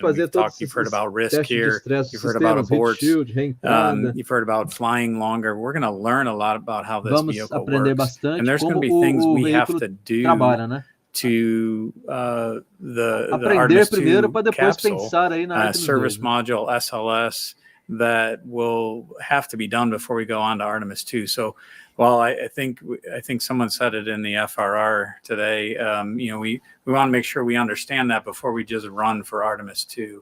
So we have to take both into account. We need to keep on track for Artemis 2, but we need to understand what we learn on this mission. That's why it's a test flight. But our focus are those basic objectives. Então ele está focado nesses objetivos do test flight antes de pensar de colocar a tripulação. Está certíssimo, né? Estressar os riscos para depois pensar na Artemis 2. Enquanto isso, a Artemis 2 vai sendo construída. The launch day itself. Charlie, we've had a few wet dress run-throughs, but not down to that T-9, T-0 that was thought at that time. And I'm wondering what is left unknown that you're looking for that might be stopping points or things of concern that you just don't know how the booster is going to work yet to make that decision for launch there. And I'm just curious about kind of what the process would be to kind of go through that launch or call a hold for the window if it's needed. Thank you. So let's see. I think your question was about different hold points and maybe things that we didn't get as part of wet dress. And so the biggest thing we didn't get during wet dress was the verification of that bleed in the 4-inch QD. So we're certainly looking forward to testing that out. We believe that we have taken all of the actions to correct that problem. But of course, we can only test it at ambient conditions in the vehicle assembly building. And so when we hit it with cryos at the pad during that bleed kickstart is when we'll know that we've got that problem fully behind us. So I would say that's testar no veículo de construção é uma coisa, agora no pad é outra, né? Ela diz que lá será o teste principal agora, é no lançamento do, né? We're looking forward to getting those last 29 seconds off the countdown clock. And there's a lot of dynamics that happen as you get down close to engine até chegar nos 30 segundos finais, 29 segundos finais do countdown, é muitos sistemas dinâmicos ali funcionando. There would still be some functions as part of either the ground launch sequencer or part of the software and the vehicle configuration that we would not have gotten. Os computadores, to launch. Então é bem desafiante o lançamento. And we'll stay on the phones with Marcia Smith with SpacePolicyOnline.com. Thanks so much. I think this question is for Chris. I'm wondering if you could just explain or describe the disposal of the core stage. I understand it's going to come down somewhere between Hawaii and San Diego. Is that right? How actually do you dispose of the core stage? Do you tumble it the way you did with the external tank and it disintegrates into pieces, or does it all come down in one piece? What exactly happens to it? It will break up at altitude and come down over an area. So there's different footprints based on the exact time of launch, right? And when we go up. So quando vão recuperar o core stage, né? Como recuperar o core stage. Então tem diferenças de local que vai recuperar, dependendo do horário de lançamento. O colega perguntou se era entre o Havaí e San Diego e como que eles vão recuperar, né? Okay, we'll take two more on the phone. We have Robert Perlman with Collect Space. Não respondeu como que vão recuperar. Hi, thanks. Acabou não respondendo a pergunta. Howard and Chris, can you share to what extent, if at all, you have additional confidence that SLS and Orion are ready to fly, given that some of its propulsion elements have already been used on multiple shuttle missions, as opposed to if they had been new designs or never flown before? Eu me perdi na pergunta aí. I'll start from SLS, Howard, and then hand it over to you. Relative to, we reuse engines, right? We're reusing engines here from shuttle, but the engines, for example, have new controller systems on them. So the engines we have on Artemis 1, each have gone through a full-scale, full duration static test as a single engine. After that, on Artemis 1, on this very vehicle, it went through the full-scale green run for a full mission. So obviously this one's been rung out pretty good, right, with space shuttle experience and ground tests.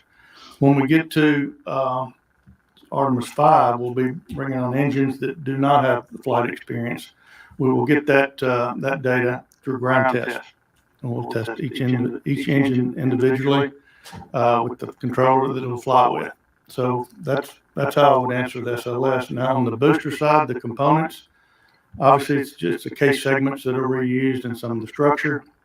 When that hardware is expended, we will have new hardware. Each of those pieces of hardware goes through an acceptance test and a pressure test individually. So they will also get run out prior to casting.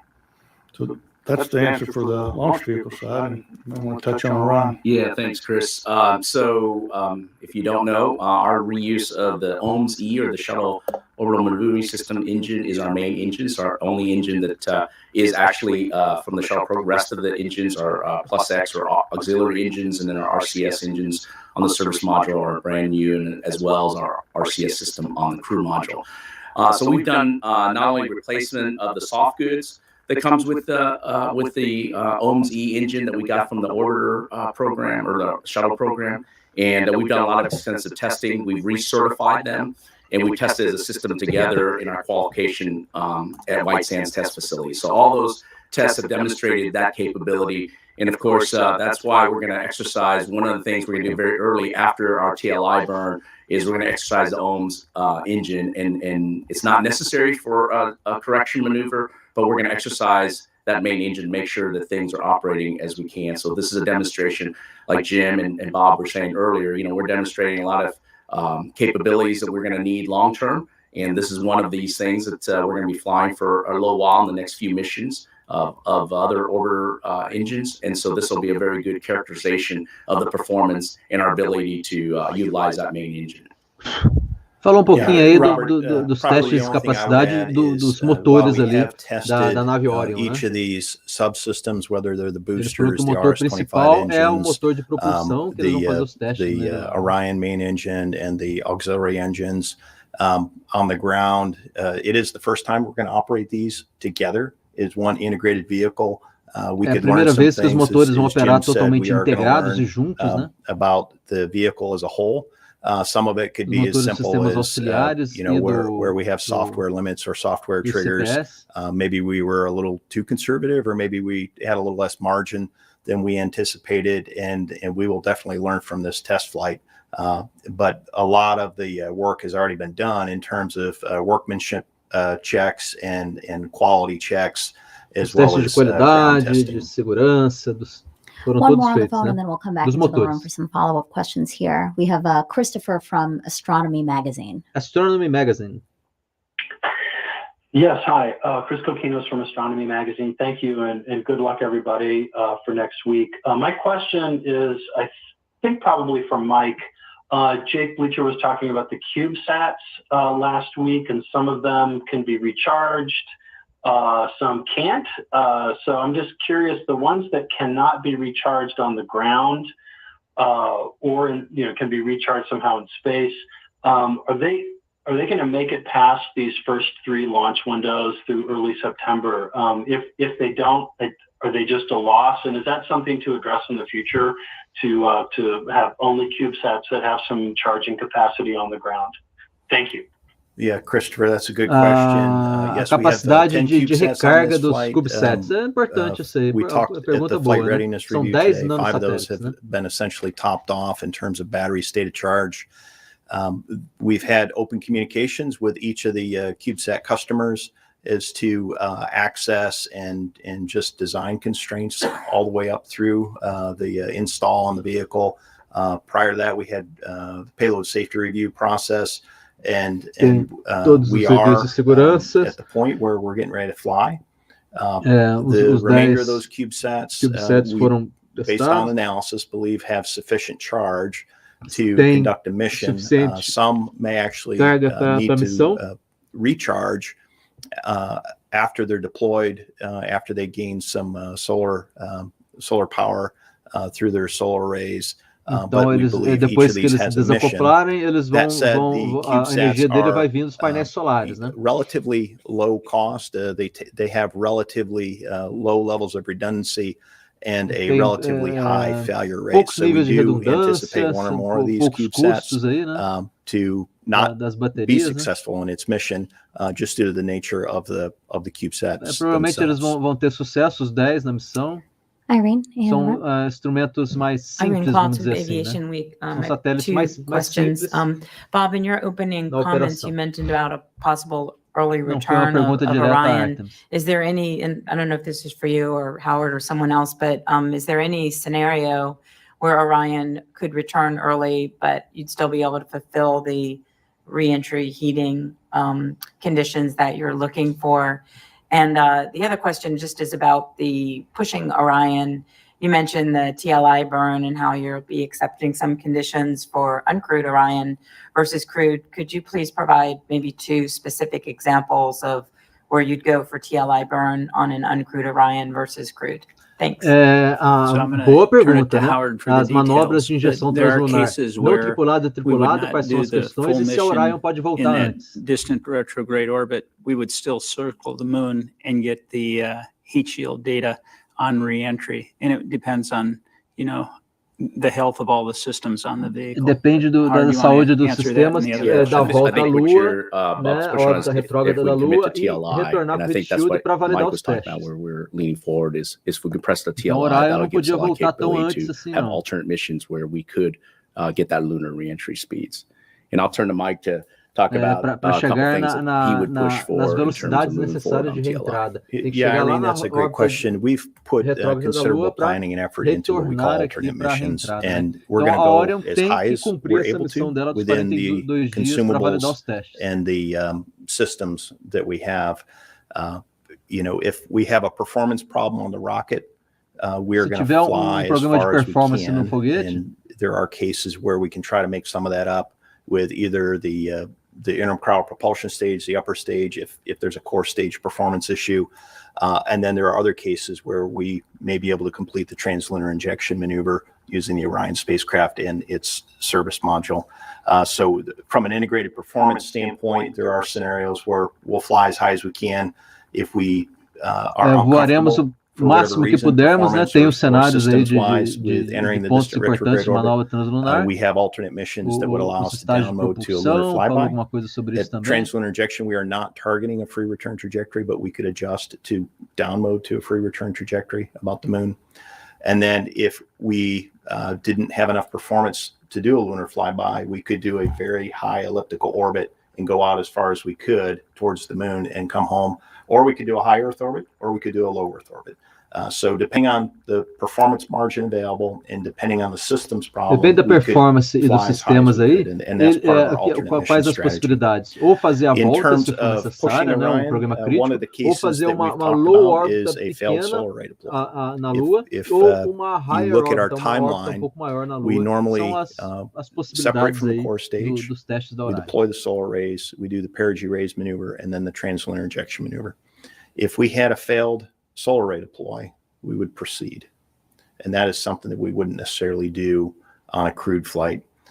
There are a number of other systems that we've agreed to proceed forward with, and we could be zero fault tolerant. We could be on the last remaining string of our guidance and nav system, on our propulsion system, on a whole host of other systems, and we would proceed through TLI. Então eles vão prosseguir para TLI, mesmo que tenha alguns problemas que eles não fariam com a tripulação. Nesse caso, sendo não tripulado, eles podem estressar um pouquinho mais os sistemas para chegar na Hopefully it's going to all go perfectly. But Mike and his team have done an absolutely outstanding job looking at all the things that could possibly go wrong and looking for contingency plans. Os times fizeram um trabalho excelente vendo o cenário de quaisquer problemas que possam dar, né? Phil, you have a question? I do, but he was in. Oh, Stephen, you can. Go ahead, Stephen. Yeah, I have a couple of questions. First of all, we talked about risk. Can you share the loss of mission probability calculation for Artemis 1? And then I have one more as well. Loss of mission. The number is rattling around in my head, but I don't want to be quoted saying the wrong number, so I don't remember what it is off the top of my head. We could get you that after the fact. I don't know if anybody else has it. Okay, another question was, I think we had this discussion during the WDR campaign about the launch countdown audio. And at that point, you had said that the audio from the countdown would be reviewed for export control and be approved for release to a certain point.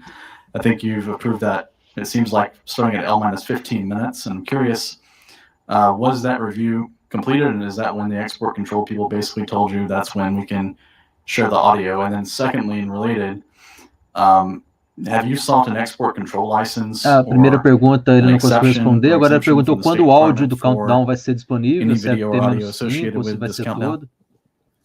A pergunta I'll start with your last question. We haven't sought a license. We have folks who are export control reps that we rely on to understand the regulations that we have and do the right thing. So let me say that up front. Now, having said that, it's been a fascinating process trying to make sure that we share as much as we can. É processo fascinante para a gente poder dividir o máximo que a gente pode com o público, né? Affairs is the one, or interagency relations is the one who really owns the export control side of it. So we've been working with them to get more of the count aired. We're trying to start air everything through terminal count. With someone sitting there to make sure to keep us in check, but we've pushed it that far.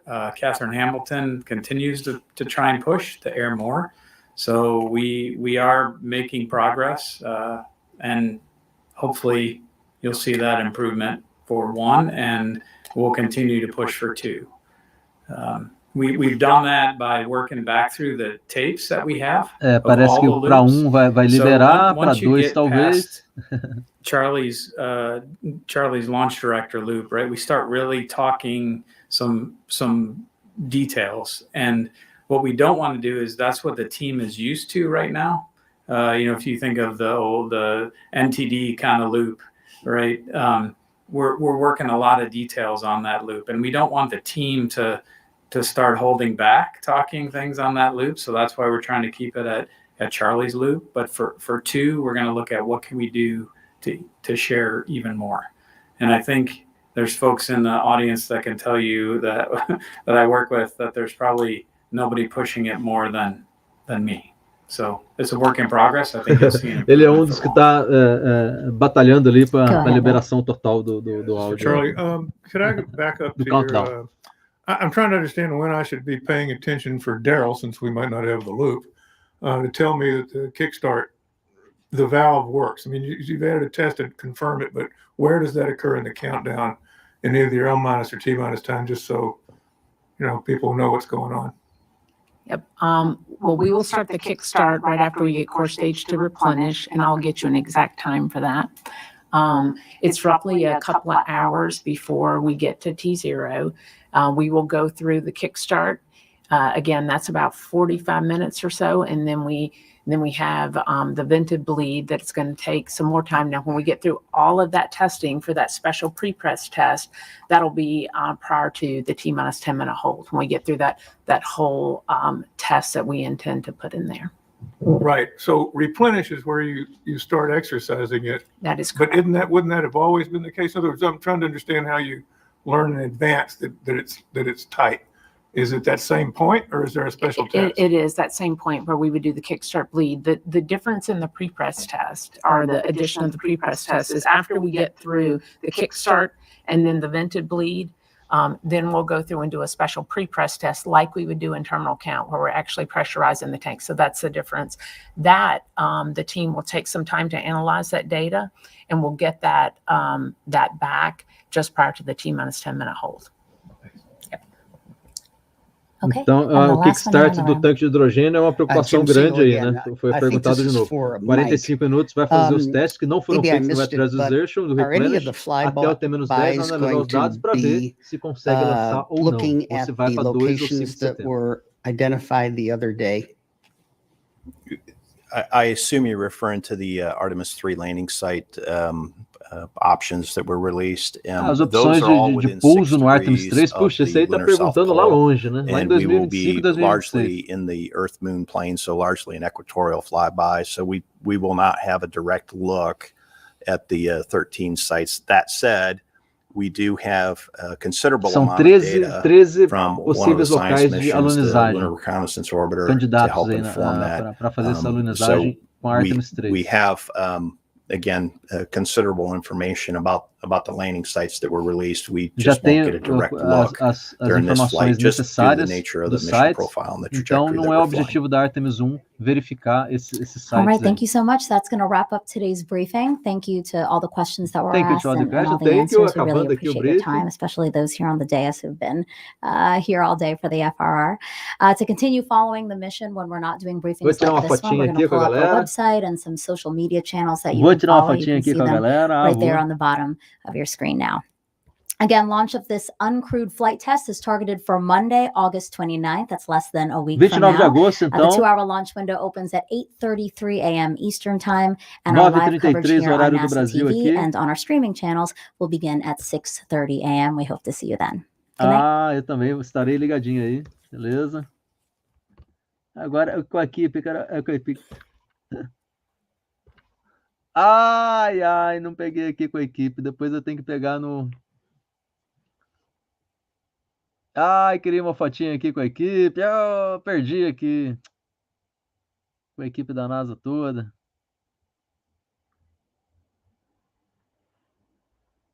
Tá, terminou aqui então. Perdi a foto aqui, queria tirar a foto aqui com a equipe aqui. Mas beleza, não tem problema não. A live que é o mais importante, as informações todas coletadas aqui então, todas coletadas para a gente fazer aqui todo o acompanhamento aqui então dessa missão especial, passar aqui depois a limpo aqui no meu livrinho da Artemis, né? Eu tenho aqui meu livrinho da Artemis aqui também, onde eu anoto aqui as questões principais aqui da Artemis para ser base aqui para os futuros livros sobre a Lua. Quero escrever um livro de não ficção cobrindo a missão Artemis.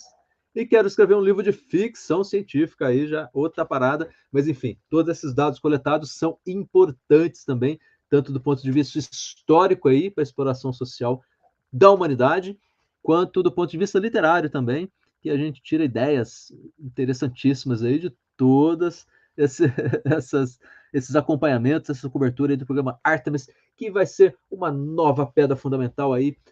Começou aí com, olha só, 50 anos aí com Neil Armstrong e o Buzz Aldrin, e começou também na ficção científica com o Júlio Verne, da Terra à Lua, em 1865, 104 anos antes do homem efetivamente pousar na Lua. O Júlio Verne já tinha imaginado e tudo o que você pode imaginar, outros podem tornar real, Júlio Verne. Muito bem. E também com as ficções científicas, olha o Hall aqui, de 2001, Odisseia no Espaço, também de Arthur Clarke. Filme interessantíssimo aí sobre as explorações espaciais, muito além do sistema solar aí, né? É isso aí. Deus abençoe. God bless Artemis. God bless Artemis, deusa da natureza. NASA, parabéns. Equipe da NASA, todo o time aí da NASA, cientistas, pesquisadores, os astronautas, pessoal de limpeza, pessoal do carro, de cuida da limpeza do prédio e outros mais. Parabéns aí para todos vocês por esse trabalho aí de 11 anos, amados. Iniciou o primeiro desenhinho da Artemis, do programa Artemis, em 2011. Nós estamos em 2022. 11 anos. Muita pesquisa, projeto, trabalho, desenho, engenharia, mulheres, homens trabalhando firme aí no projeto aí e na construção, países ao redor do mundo, a Agência Espacial Europeia, os Estados Americanos, o Canadá, que também apoiou também no Capstone, entrou no Capstone, na Agência Espacial lá do Canadá. Muita gente no Brasil, no Brasil não. No Brasil nós já estamos acompanhando, mas está ótimo também. E aí, no Brasil a gente faz acompanhamento aqui, escreve livros e vamos que vamos, né? E dá um apoio moral aqui no NASA Social aqui. É isso aí. Quiser me seguir aqui, segue aqui, tem aqui embaixo aqui o YouTube, o Facebook, segue lá. Se gostou do conteúdo ou não. A gente fala mais aqui de ciência agora por conta do programa Artemis que está lançando agora, a Artemis semana que vem, né? Então a gente teve aí uma série de lives de acompanhamentos aí, bombou aí nesses últimos meses, né? Mas no dia a dia aqui do meu canal e dos meus trabalhos aqui, são trabalhos mais literários, né? Então são trabalhos aí de produção escrita, contos, poesia, e lançamento de livros, aí, participação em feiras do livro, a gente sempre faz essas coberturas aí. Tá um pouquinho paradinho aí, desde o ano passado a gente deu uma parada aí nos trabalhos literários, mas vamos retomar, assim que a Artemis der um respiro aí para nós, um sossego, nós vamos retomar um pouquinho as atividades literárias. Estou devendo aí a escrita ainda de um livro que chama Livro, que eu lancei aqui na Feira do Livro, uma questão interessantíssima. Eu lancei o livro de trás para frente. Eu fiz o lançamento do livro sem existir primeiro. O curioso caso do livro que não existia. Eu lancei o livro sem existir, agora eu tenho que escrever ele de trás para frente. Então, eu ainda tenho que escrever esse livro que chama Livro, né? Estou devendo. Então, esse ano aí temos alguns projetos literários para tocar aí. O canal, então, a gente fala aí de projetos literários, ciência, agora estão focando aí na ciência espacial, e inclusão, família, né? Jesus, muitos trabalhos aí relacionados às catequeses, né? Eu iniciei a catequese aqui em Chapecó esse ano também, estou com uma turminha lindinha lá do Marista. Então, os trabalhos aí de catequese, desenvolvo também alguns vídeos aí também, Semana Santa, que eu acho que eu fiz um esse ano já. Então, são esses temas principais que a gente aborda, né? Ciência, literatura, inclusão, família e Jesus. Enche uma mão com 5 temas super legais, né? Ciência, literatura, inclusão, família e Jesus. A inclusão, quem acompanha meu trabalho aí, então, eu escrevo alguns livros de inclusão também. Olha esse aqui da Princesa Lili, o Poder da Inclusão, né? Isso aí a gente tem várias lives lá no meu YouTube. Quem tiver interesse pode chegar lá e dar uma olhada. Não pega bem aqui, né? Eu não estou aprendendo a manejar essa câmera aqui. Não pega bem o livro aqui da Lilica. Oh, meu Deus do céu. A Artemis está na frente dele, você pega de ladinho aqui de repente. Então, os trabalhos de inclusão social que a gente faz, lembrando, hoje, 22 de agosto, é o dia do educador especial aí, ó. Parabéns aí, educadores especiais desse meu Brasil varonil, pelo trabalho excelente aí de educação das pessoas com deficiência, né? Legal, né? Educação é super importante, né? A Malala já diz, né? Um professor, uma criança, um lápis e um livro mudam o mundo. Olha que bonitinho, né? E a princesa Erika diz aqui, né? Enquanto bater o coração, lutar por educação e inclusão. Olha que bonitinho, né? É isso aí. Dia do Educador Especial, 22 de agosto de 2022. Parabéns, educadores especiais. Deus abençoe e continua inspirando e seguindo os seus passos aí nessa missão importantíssima de educar e levar qualidade de vida às pessoas com deficiência. E com isso a gente se despede aqui. Deus abençoe os educadores especiais desse meu Brasil e Deus abençoe Artemis, minha querida Artemis. Um abraço.